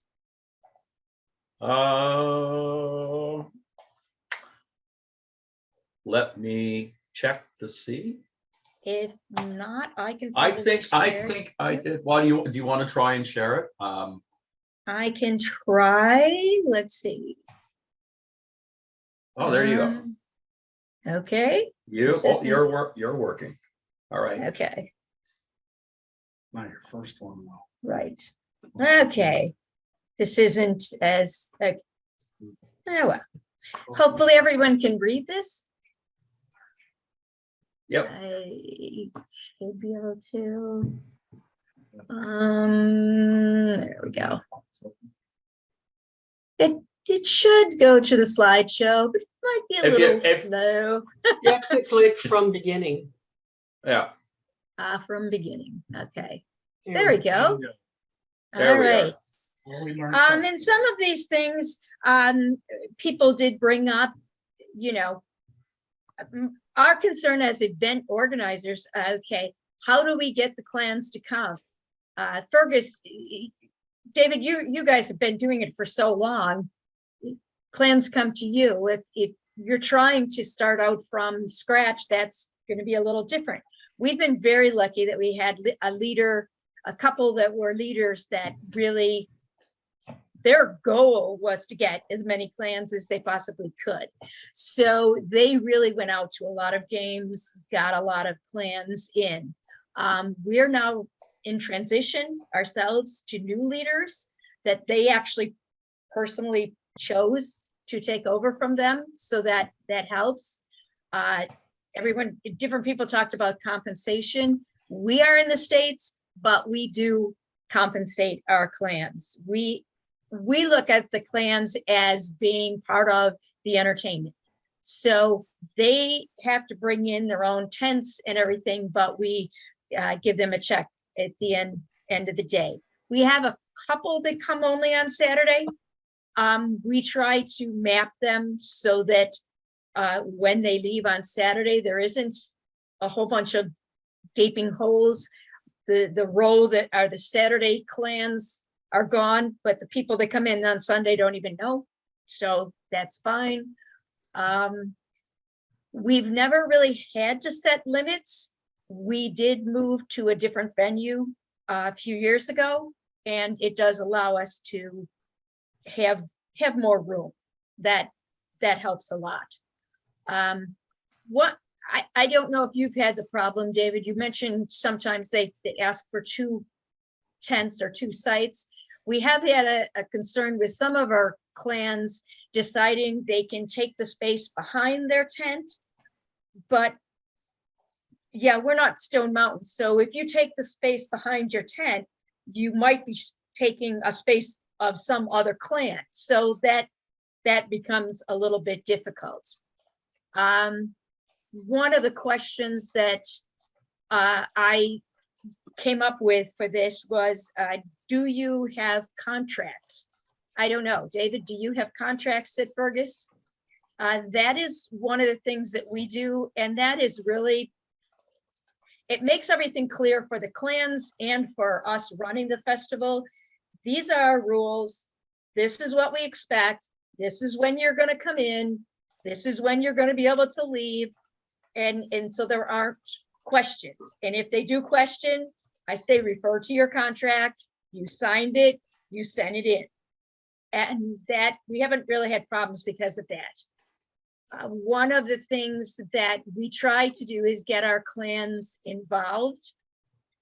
And they are involved in our, I put parades here, but we're, according to our insurance company, who will rule the world, you know, we cannot call them parades in New York State. They have to be called processionals, because if we call them parades, there is an implication that there are cars involved and people throwing things from said cars.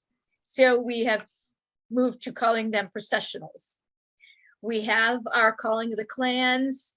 We have a torch lighting ceremony. I went to a different Zoom meeting a couple of weeks ago, and one of the gentlemen there was very vehement that you cannot have your torch lighting ceremony unless it's dark outside. However, we have ours about 12:30, 1 o'clock in the afternoon. So I think what you have to get from any of these is you have to run your festival the way you run your festival. And it may not be the way anyone else does. And that has to be okay. We also have a memorial service every Sunday of ours, of the people we have lost that year. We have honored Klansmen, we've honored people from pipe bands, we've all honored our volunteers. That is a really special thing that we do for our attendees. One of the things we've done a few times is had an AGM. Barb and John are having theirs at our festival this year. And it's bringing up more and more questions. Could we possibly have two? I don't think we would have room to have two if we're going to give them more space. What do we provide for an AGM? So those are the kinds of things we're talking about now. Let's go to, if, as you can see, our first venue that we had, we were pretty tight for space. And it became very clear when the gentleman in charge of the Highland Games and the gentleman in charge of the clans were fighting each other over 10 feet of space. And who was going to get that 10 feet of space? That became difficult. It also became not really safe. You have to think about that. And that's something that if you're running the festival, that's what you have to think about, safety a lot. At our new venue, we have a lot of space. We've been there since 2019. We are still learning about where we should really keep the clans. In 2019, we had a row on one side of driveway and a row on the other side. For many reasons, that didn't work. Last year, I wish I had a picture, but I couldn't find it. Last year, we moved all the clans to the right side of the drive, and it opened up the left side more was where our Highland Games were. So it made it much more inviting to the Highland Games, and a lot more guests were over there. So that helped us a lot. And this was our torch lighting ceremony at our first venue. We now have a larger venue, so we now have 3 to 4 bonfire pits. So because of that, we don't have, they're not squeezed for space at all. They go around at least 2 of the bonfires, and that is what starts our bonfires on Saturday. Our fire team leader is my brother-in-law. He's there, he's watching everything. He makes the fire torches. That's a highlight of our Saturday at noon. We also have the local fire department involved, so we can have fires. And mentioned several times the liquor authority. We have our own liquor license for the weekend. We have 2 pub tents set up to sell beer, mead. And so therefore, because we sell it, then the clans are not supposed to be giving it away. And those are New York State rules, not mine, even though they think I am the big bad guy for telling that. But that's what I have to say about clans and festivals. If anyone has a question, feel free. Oh, and come to Niagara Celtic if you would like to at least come into a little bit into the States. And I agree, David, we need to work together, not be butting heads. Thank you. I'm curious, Beth, what is your follow through rate in terms of when you say, if you have N number of people, the clans that book, do they all show up generally? Generally, unless there is a problem, there have been ones that haven't shown up, but if they haven't, it's usually because there is a health issue with someone in the clan. We don't have too many that just don't show. Okay. We're lucky. And I think that was partly to do with our clan team leaders, because she would call to check on people and really touch base with them. And the contract help. Yeah, the travel money doesn't hurt you. Yeah, that's an incentive. I'm not seeing any specific questions. With regards to the clan torch lighting, the only thing that came to mind was I found it interesting that Uxbridge doesn't have a torch lighting, but they have a Viking boat burning. I've heard of that. Which is enormously popular. Yes. Everybody goes to that. So something Yes. in our genetic history, I suspect. I can relate to that. All the kids all build the boats. Yeah. Over the weekend in cardboard, and they paint them, and they make shields and swords out of them. Are you hearing me? Yeah. Yes. Yeah. So they make shields and swords out of cardboard. We build the boat, and fortunately, we have a baseball diamond that has an area with sand. So at the end of the games, we burn the boat, meaning we're not going back. We're going forward. Yeah. All right. Aaron, we are, of course, very much anticipating what you're going to tell us about the games that aren't happening this year. That's right. So thanks for setting the stage. That's the one they said is canceled. Oh, yes. Thanks for setting the stage, David, with your expertise on your longstanding games. And Beth, I have actually been to yours as well. Excellent Highland Games. And you say you're new, but I think I'm newer. So I will be the green member at the team here. So yes, ours started in 2019. And then, well, there was a small pandemic that happened for a while. Everyone took a small pause. We were back out of the gates with a really good Highland Games after that. And then I bring forward to everyone the things that go right and wrong. I will start with things that go right is having a free venue when you ride the coattails of an established fair. The things that go wrong are when the land that you're on, someone decides to build a building on it and you no longer have the property to put your Highland Games on because you don't have an established property that you are at all the time. For example, the Glengarry Highland Games that have an established fairground. So I think I'm definitely establishing a list of tips and tricks to tell other people who want to start Highland Games. So the National Capital Highland Games is hosted at the Reno Carlton Raceway, which is now being taken over by the Hard Rock Cafe. The Hard Rock Cafe has been set forward their intention to develop a large hotel there. And sorry, someone just asked for Ottawa. Yeah. So they've put a hotel there and they're going to start building. So as I'm the vice president of the Capitol Fair, I understand the fairgrounds, but we need the parking lot area to be able to put the actual rides so they can be on a stable ground.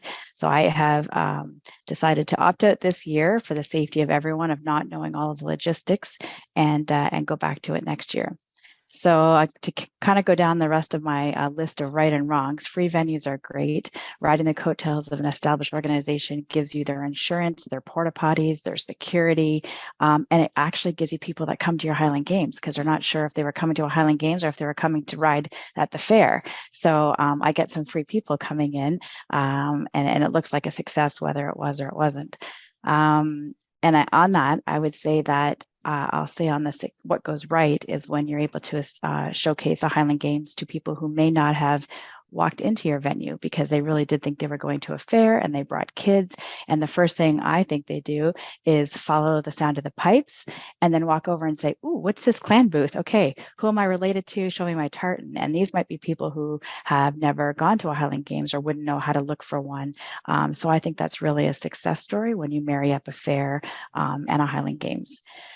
Then kind of the part of maintaining the Highland Games and all of its culture at a fair, I would say is the kind of things that I'm learning how to do. Making sure that the owners of the fair, which now I have a say in, understand that we need a large area for the clans. We need to, even though they're not vending, they're not vendors, they're not selling anything. And how do we incorporate all of that? And how do we incorporate how our bands are going to march through the fairgrounds? And that kind of makes everybody, what do you mean your band's just not going to stay on the stage? So experiencing or sharing the experience of integrating the Highland Games culture into a fairgrounds, it has been a challenge, but a welcome challenge. Everybody wants to know more about it. So I echo, I can't remember who said the weather one. So the first year of the Highland Games, it rained and all of the challenges I didn't want to occur happened. And I will say that after that, I realized the importance of tents for the clan members. The pipe bands, as we all know, will march in the rain, no problem, but they still would like somewhere to put their items. So understanding the importance of tents and what you can do if it rains. The next year after the pandemic, it was so hot. I'm pretty sure, Bill, you can attest to that. It was about 45 degrees. It was so hot. It was too hot. So I think I prayed too much for good weather. And then I experienced that side of like, how many tents do you need to stay out of the sun? So more of my lessons learned. I would say what has gone right on the thumbs up side is when you create your own Highland Games with the knowledge of my parents helping out with the Glengarry Highland Games and growing up a Highland dancer, you get to see what works and what doesn't by going to so many different Highland Games myself and competing. And so I'm so excited to incorporate the new aspect of it. Like, what can we do to be creative and innovative and keep the heritage going? And how do I get my 3 daughters into this and tell all their friends? How do they go to school and say, "Hey, Mom, I told everyone at school that I threw a caber," and that's cool. Yeah, keep telling people. Let's keep bringing the youth into the festivals and the Highland Games and keep the tradition going. So that's really one of my main goals is how do we keep that fresh and new as we go forward and plan the succession. Do I think my 3 daughters are going to run this Highland Games in a few years? I don't know, but I do know that they're really into the Highland athletics, even though their mom was a Highland dancer. I have no dancers, but either one keeps the Highland Games going, and I'm very proud of that. I would say on the wrong side is dreaming maybe a little bit too big out of my means. So, the first one, I'm like, I want everything. I want it to be perfect. I want it to be big. And realizing that, I am not going to be the Fergus Highland Games on my first kick at the can. So understanding the small start, the growth that's involved, the marketing, the getting the right volunteers, getting the right people that are in charge, putting the right directors in charge of the athletics, like the people who have been there a long time, the Highland dancing, even though I was a dancer, understanding how the dynamics have changed, how they need different kinds of requirements than they did when I was there. So really finding the right people, investing in them, paying them to help you host an amazing event, to me was successful, but it took a little bit of swallowing my own pride, realizing that, it's going to take a few years before I have a ton of people there. So those are kind of my learning rights and wrongs that I've come up with. One thing I am eager to do is more networking. Like, Beth, David, how do I become your best friend? How do we have meetings about the Highland Games? How do we take down this barrier that like we all pick a different weekend? So how do we say, hey, last weekend, this is what didn't work. This is what worked. How do we share this intel? And I love this venue. I love that this association does that and connects us all, because otherwise it's a little bit lonely. I know a handful of people, but not everybody wants to tell you their stories of what didn't work. And that's really what I'm after. And I'm happy to share with what did work, but I need people to tell me what doesn't work so that we can all succeed and we can all continue this to go forward. So with that, I would say I'm looking for like a clan checklist, and that's what I wrote down an hour and a half ago. And I think I actually have it now, right? What do I do? How do I be the most attractive place that the clans are like, hey, sign me up, sign me up. I'm hearing some money incentive. I'm hearing the importance of having the right space, the right displays, the right advertising, the right connections. And so I don't know, I put that forward to everyone here. If someone handed me a checklist, I will follow it step by step of how to make everybody successful. What do you need from me? Do you need water? Do you need money? Do you need something? Like, tell me.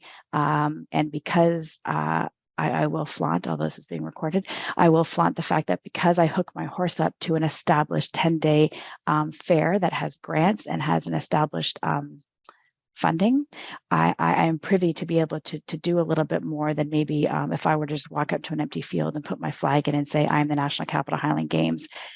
Let's hope one day I make money. So tell me what I need to do to make sure that everybody is treated the way they should and we can have the longevity of the Highland Games. Aaron, I'm going to jump in with a couple of things. Okay. Yeah. One of them is I don't understand why CASIC can't be part of the solution in terms of events and festivals talking to each other. Okay. It makes sense to have, to me, it makes sense to have it as under the umbrella, because in the end, you're going to have to turn around and talk to the clans and the families and the societies. You got it. And the other ones that aren't involved, because I've gotten had a very good call with somebody, I won't share the name, about the issues that they were having with the pipers. And I've got a feeling that there's a lot of festivals and games that have similar issues in terms of some contract one-sidedness from piper organizations and perhaps dancers and that as well. So I would offer CASIC to be an umbrella organization and say, you guys should have your own committee and you should be able to operate under that as a communications umbrella and as an organization umbrella, and be able to feel justified in turning around to the rest of CASIC membership and say, you know, we're with you. And yeah, I love this. We're not just that other group. We call our pipe bands herding cats. Yeah. Just so you know. The other thing is, what was that? Yeah. We call the pipe bands herding cats. Oh, very expensive cats. Yes.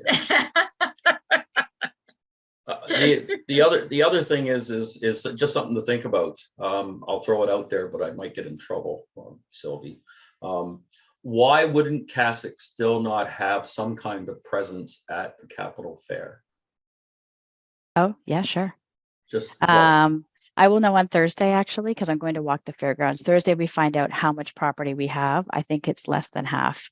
And so we have contracts that we've established with vendors that we have to honor, and we have to understand that the people in the gates won't reflect the amount of income that's coming in. So after Thursday, I'll call you. I'll let you know what's happening with all this fairground. But you know me, since I'm now the vice president, I think I can call someone and help out. But yeah, I appreciate having a booth and having the conversation to keep going, because I don't want to lose the momentum that we've had the last few years due to construction. So. All right. We are running tight on time. So I'm going to ask Terry to provide a contribution if you're so willing. I'll try and keep it short. I know. All right. I think I'm preaching to the choir here, just listening to everybody. It's pretty obvious we all share the same problems and issues and concerns. Coburg, I consider it a small games compared to Fergus and Maxville. And I love Fergus and Maxville. I attend both for years now. When I started going to Coburg, when I was starting my clan, McNeil took over the older ladies for them. It was pretty bleak. You were kind of got there and someone said, I don't know, set up over there. And that was the extent of any instructions or connection or communication with them. So instead of just bitching and complaining, I went to one of their Robbie Burns dinners and, I'll help you, learn to deal with the clans and try to make it better as opposed to just complain. So we have a unique town in Coburg. It's some of the bylaws and rules that they have, none of you other festivals have to deal with. So it's a little frustrating just dealing with the town, the way they operate things. And it seems that some other groups get a little bit of a pass where we're held our feet to the fire where we have to do everything that they want. So it's a little frustrating, but like you, we have an aging executive, and I give credit to our president, George Kiket. When I was first involved, we were probably about 50 grand in the hole every year. And he's brought it out that we're in the black and have money to start the festival. We're actually in pretty good shape. So it's been a big turnaround. We have a lot of positives, again, for all of us. As we just heard, location. We're right downtown Coburg with Lake Ontario right there in Victoria Park, but on the negative, the park's the park. We can't get any bigger. So that's a bit of a detriment. You want to grow and get bigger, but if you don't have the space, it's just not feasible.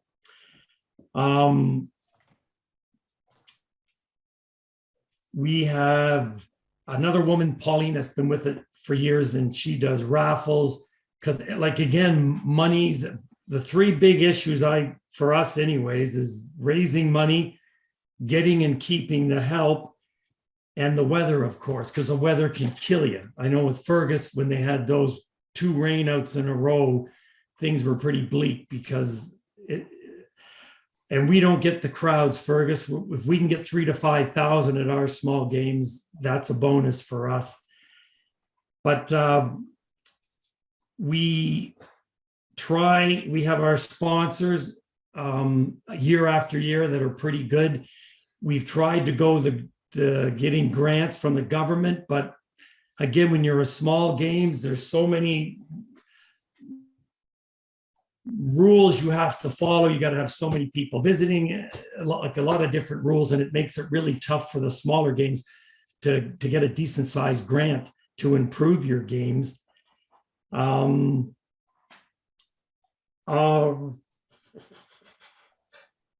Yeah, we started a tattoo now on Friday nights that George has come up with. It was a big hit last year, and it's even going to be bigger this year. So we're trying to improve where we can and make it as big and as entertaining as we possibly can. And it seems to be working. But as for getting bigger, it's probably not going to happen because we're pretty limited. Other than that, I'll keep it short. It's the same issues with you guys.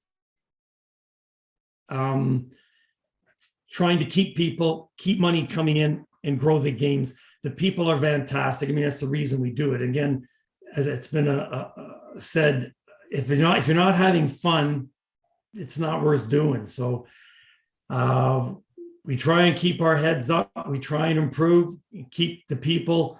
Our big concern is we got an aging executive, and if they decide to step down, it could be problematic going forward. But we do our best, and we hope people will come to Coburg. It's a beautiful little town on the positive, and we do a very good games. So we thank everybody that does come and try to make it a better games. And that's about it, Bill. I'll keep it short. Okay, thanks, thanks, Terry. Okay, Stuart. I don't have video for you, Stuart. I Now just turned now it I on. Yeah. do. So Yeah. now I can spotlight you. Thank you. I love And all the I comments, appreciate, first of all, I appreciate your patience. Right, we are no running late. problem. And I know we're losing some people, but actually there's 26 still around. So hopefully they'll, I'll try and keep it as close as possible because I've got to watch the Leafs win tonight. Yeah. But just so I can ask, I know of 2 Tartan Day parades in North America. One is in New York City and one is in my village of Port Perry. Are there any others that do a Tartan Day parade? Good, because that's what I'm proud of. When the Canadian government recognized Tartan Day officially in 2009, I decided to do a Tartan Day parade down our main street, which I have done except for the 2 COVID years. So I'm very proud of that. We haven't been able to entice Sean Connery or Outlander Jamie to lead the parade, but we still get a lot of people coming. Love to see more clans attend. But Sir Sean would have to go from the grave. yeah, that's okay. But he led the New York City parade in New York for a couple of years, and so it's we like to get somebody famous to do that. But so far we've only got members of parliament. So, but they that's have a okay. big parade in South Carolina on top for Tartan Day. Yeah, and I think they have a couple in California and possibly all right. Louisiana. I'm not sure. And I think they do in I think they do in Victoria as well. Really? And Victoria also the weekend. When I Google Tartan Day, there's nothing really comes up other than what Tartan Day is about. But anyway, our event, I was with the Uxbridge Highlands of Durham Games for several years, and we actually hosted a meeting of Highland Games. It's got to be now 20 years ago, where all the Highland Games came to a meeting in Oshawa, Ontario. We even had a couple of American Highland Games come up, and we invited the Highland Dance Association as well as the Pipe Band Association to come and attend and chat about how much they cost, what the involvement was. And it was a very, very good meeting, actually. And out of that, we determined that the pipe bands are still going to be expensive and the Highland dancers are pretty good. But it was an interesting meeting. But right now, I have moved on. As I was chair of the Highlands of Durham Games, I retired and it folded after 3 more years. But I wasn't going to give up. I still have a passion. And so I started the Uxbridge Scottish Festival 7 years ago. And we were determined to not charge for entry into our event. So our entry is by donation only. And right now, after running it for 4 years, we're still in the black, which is pretty amazing. We try and get local sponsors. We get some government help, not a lot, but people are pretty generous when you put on a good show. And I was listening to Terry from Coburg, and it's not necessary to get bigger. It's necessary to get better. And I think that's important. We're coming back. Our Highland dancers are coming back, and the Highland Dance Association love our venue because it's all treed, which is wonderful in one respect, but makes it difficult in several other respects for getting space. But we allow the clans to come in. We don't charge them. We love the clans. They bring color to the event. We get them to march in the opening ceremonies as much as possible, and I love calling them out. And we get to Arkat, so they're a great addition to any Highland Games, and I really appreciate anyone who comes. We had one clan, we talked about it earlier, you talked about it earlier. They started selling non-related clan items, and so we just had to say, you can't do that. So, they were selling dolls and stuff like that, but it really wasn't part of their clan affiliation. So, but they understood, and the next year they didn't do that. And I like the fact that, you know, you're talking about, we only do 1 day now. We used to do 3 days. We cut it back to 1. And I know what Fergus goes through with the second day. The Sunday is a little calmer, but I've always liked Sunday at Fergus because you get to talk to a lot of more people, and you see friends you haven't seen before, and it's not as crazy in the beer tent. But and we have a beer garden. We shut our event off at 7 p.m. Gives us a lot less insurance woes, security woes, and we still are okay. As I said, we're still in the black. We have great entertainment. We get the bands to be on the band shell and entertain, and now the bands are bringing in guitars and singers, and so they are a great part of the entertainment. So if you're paying the bands, get them to work, and that's what we believe in. So so those are the vendors, clans, color, stay for the day. I like the idea somebody mentioned of a kind of a clan survey after the event to say, you know, how did you enjoy it, and what did you like? What could we do better? Because I believe clans are a big part of it. And somebody said you got to have fun, but you got to have passion as well. And I think that's what keeps us all keeping going and keeping surviving. Volunteers still a problem. There's no young volunteers coming through the pipes. I had my 4 daughters do a kids area years ago, but now they have kids and families and so involved with doing everything for the families. But it's really difficult to get younger people to give up the time to volunteer. We're all getting old, but we're all there still, and we'll keep trying. But as to everybody said, John Duff, I love some of your comments. Our event is July 22nd. You're all welcome to attend. And I put on chat that while I was on here, Clan Macaulay just registered to come to our event. So I think we have 8 or 9 clans right now. We're not like Fergus, but and we don't want to be like Fergus. Fergus is one of its own. And but I also want to say that there is money available in grants right now. There's a great push to bring tourism back, and our events are big for tourism. So if anybody's in the Toronto central counties, have lots of money for tourism.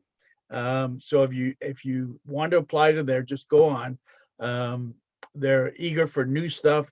They're eager to bring people back to your area, and money's available. You just have to go find it. Fergus is probably one of the best events to get some government money, and you need it. We need it to carry on. So, but being able to have a family come in to our event and really not have to pay anything and enjoy the day has been very, very fruitful for us. So we hope to keep that going. All right. Thank you. Stuart? Thank you very, very, very much, Stuart. Stuart, this is Doug from Clan Macaulay. Your website doesn't have anywhere for the clans to sign up. I was just that going I to say could the find. same thing. I've just sent a note to my webmaster, and he's thinking that everybody will come through the vendor portal, but I will have that changed so we can get the clans to sign up. Okay, Yeah, thank 'cause you. I sent you an email. We talked about websites before, and we have a pretty good guy on our website. So I think everybody needs that, and he's a volunteer, so that's important too, because it's costly to do all that stuff.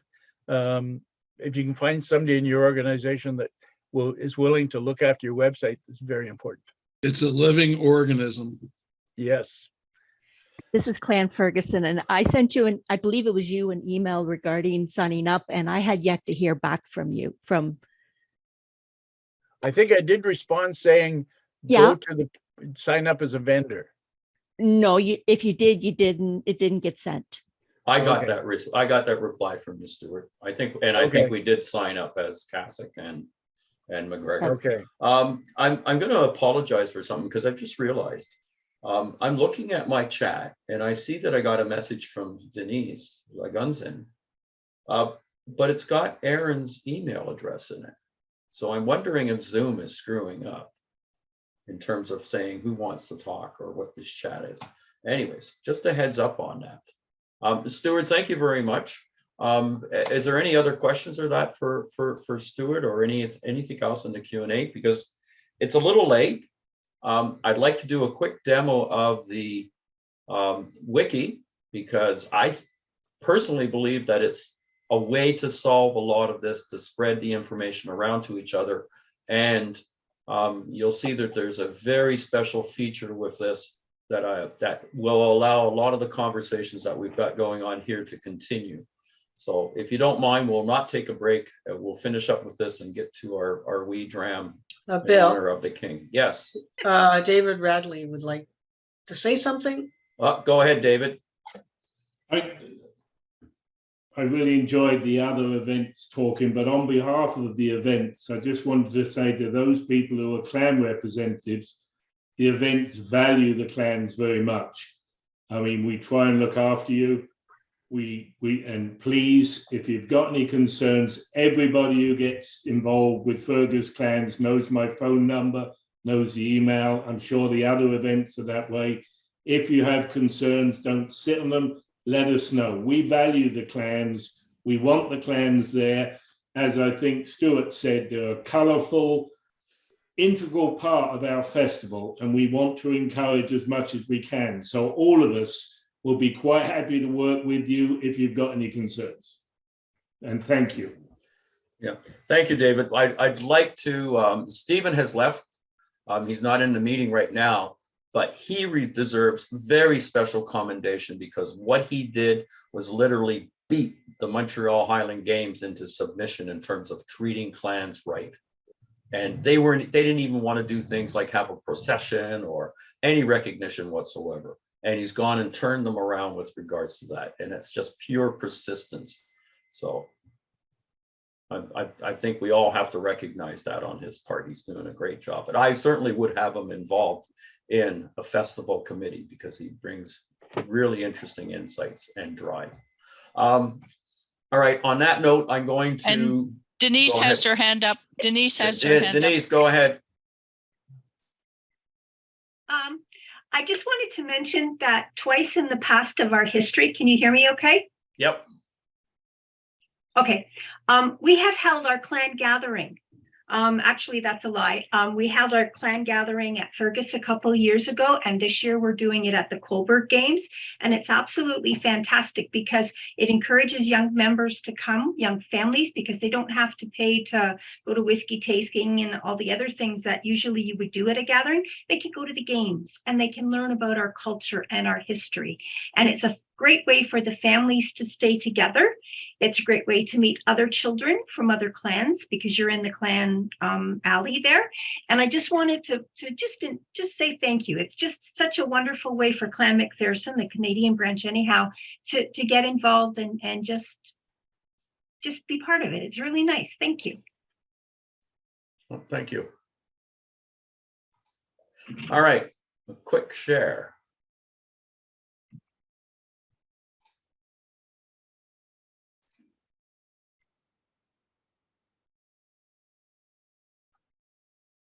And I've gone and shared the wrong screen. My apologies. Okay, not so quick. That's because I've got multiple windows open because I have way too many screens.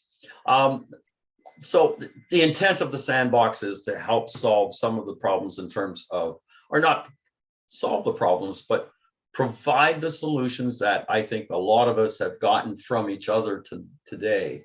And that we can carry forward in the future in a common place for us to do it. So the idea, I'm sure you all have all been on the regular Wikipedia site. All right, so this uses exactly the same software as Wikipedia, MediaWiki, which is good because it works really well, which is bad because it's complicated, at least as far as setup and stuff like that goes. But what we've done is we've gone and taken basically set up the main page. Stephen would be happy because it's actually underneath the French domain right now. But you can access it from the Scots Canada site and click the wiki beta to get to it. And that will take you to what is currently being called a sandbox, but we'll update that. Main page has a menu down the side and some important links that are right in front of your face. So some things like our various websites, our YouTube site. But the key thing is that it lets us put up this page. And this page, you notice all the things in red? Well, those are things that don't have pages to them yet. And as you can see. Sorry, Bill, can you make it bigger? It's kind of hard to see. Let's see. All right, now what if I do this? Is that big? See, I'm spoiled. That's good for me. Yeah, I've got like a 42-inch, 44-inch, two 44-inch double, two curved screens. So for me, everything is big right away anyways. All right, so red means there's no page. And in fact, if I was signed in, what would happen is I would see edit buttons available for me, and I could actually go and when I click on something, it would actually say, oh, there's nothing in this. You don't have permission to create something. But if I do log in, one of the nice things about a wiki is that it's made to actually edit and change and add pages. So if I want to add a page on how to manage membership information, I've got it right there and I can just start typing stuff in. So definitely, stuff that I've learned from today is the kind of thing that could go in here. Okay, I'm going to cancel out of that. There are other things that do not have pages, such as frequently asked questions, because we haven't done those yet. If we go to the how-to, back to the how-to, there is something that I did fill out. What took the information that Barb Duff had provided, and converted it into a wiki page. That was very simple to do. I just took the text and basically reformatted and put it in. So here's a whole bunch of things that now are available to anybody that wants to go to it and say, hey, what do I do to run an event booth? Obviously, this can be updated. And that's what I'm looking forward to people participating and joining, saying they want to log into the wiki and they want to be able to edit things. If you're not logged in, you can still see anything anyways at this point. But if you are logged in, you can actually go and edit the contents and change information that's in here. Okay. And what else? Well, the other key thing about it is that anywhere where it's applicable, like I could take this here, edit source. Let's be brave and say, you know what? I want that to go to the page. Let's see if I get this right.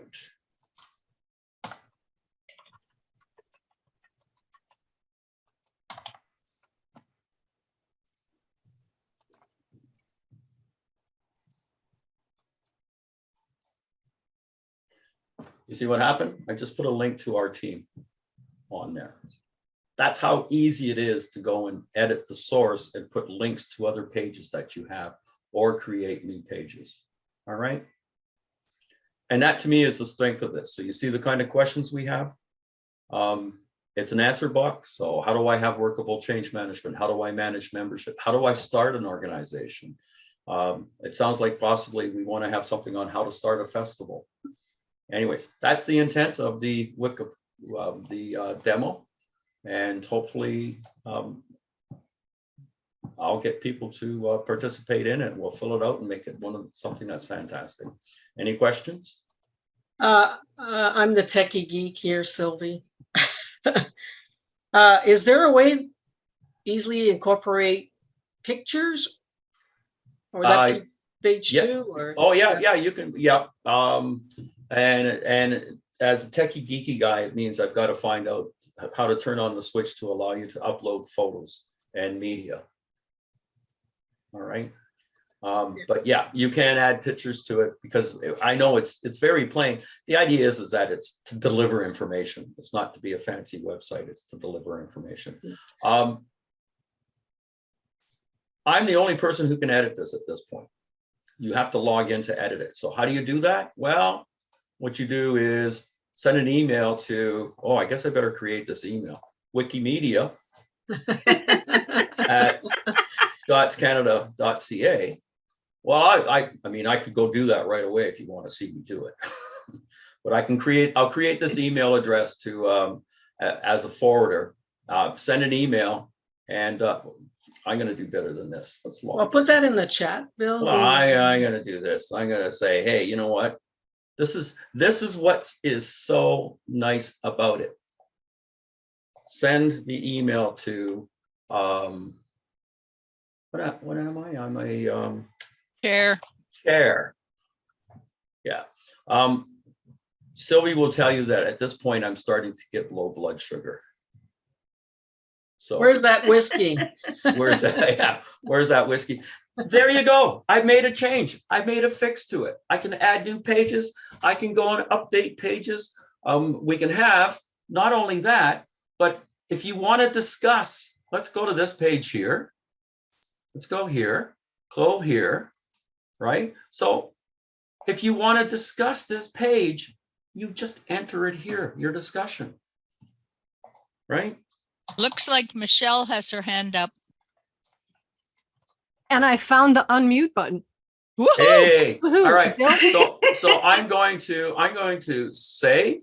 So now I've put something in the discussion, and that's the other idea, is that we have a discussion forum in terms of what the content is or whatever else, and for each page, and we can just constantly be making it better. So I'm going to stop the share, and Michelle, go ahead.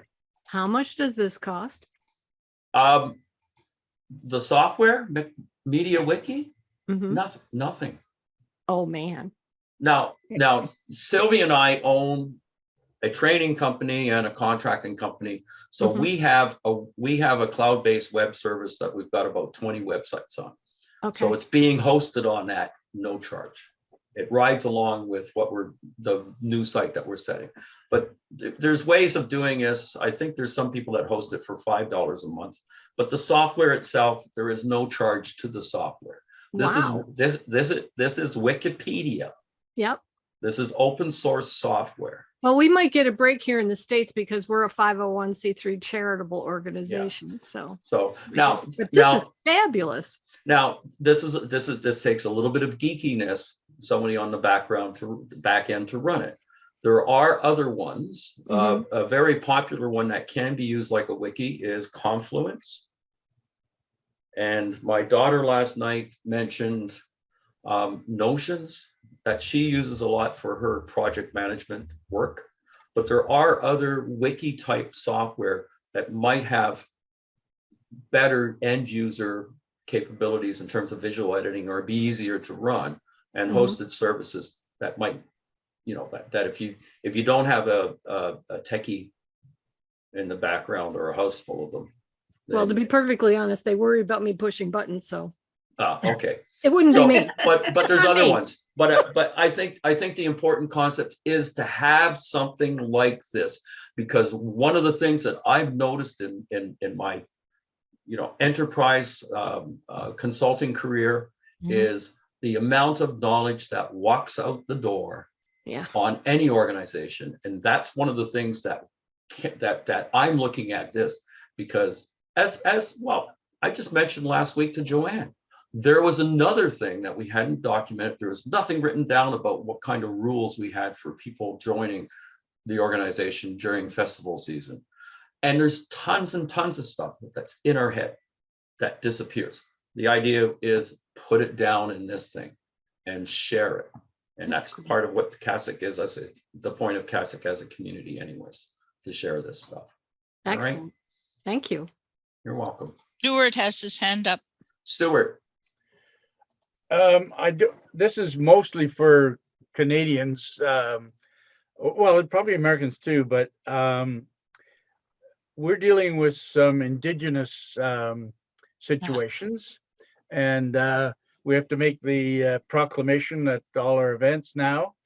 But I just wanted you, there's an article that I have, and it's not right in front of me, but it was about how well the Indigenous people accepted the Scots.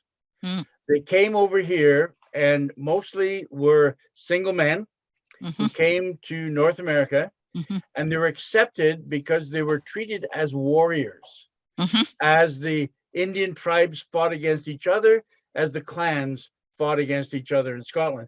So they were treated as warriors, and they were accepted into the families. They married the women. The women taught them the language, the Indian language, and they ended up being great fur traders. And a lot of them went to work for the Hudson Bay Company. But that connection between Indigenous and Scots, I'm using that to get some government grants because we're trying to get some. We have Mississaugas of Scugog Island are the Indigenous group here, and we're trying to get them I'm going to sign off. to come to the event and tell stories about, connections and those kind of things. So I'll be right there. So I think it's going to be, I think you use that if you're going, the government loves right now, it's a big push button for getting money. Okay. Involve the Indigenous. Okay, thank you, Stuart. On that note, I think there's one final thing to do, and that is to have a toast, to close with a toast. I just got my drink. If there's any other questions, and unless somebody has a better toast to do, I would like to propose a toast to our new king, and to what I'm very pleased with being a extremely successful event, and looking forward to doing something like this again. I will be asking everybody in the follow-up, what is the next thing for us to talk about? What's your priorities? To the king. To the king. To the king. King. Long live the king.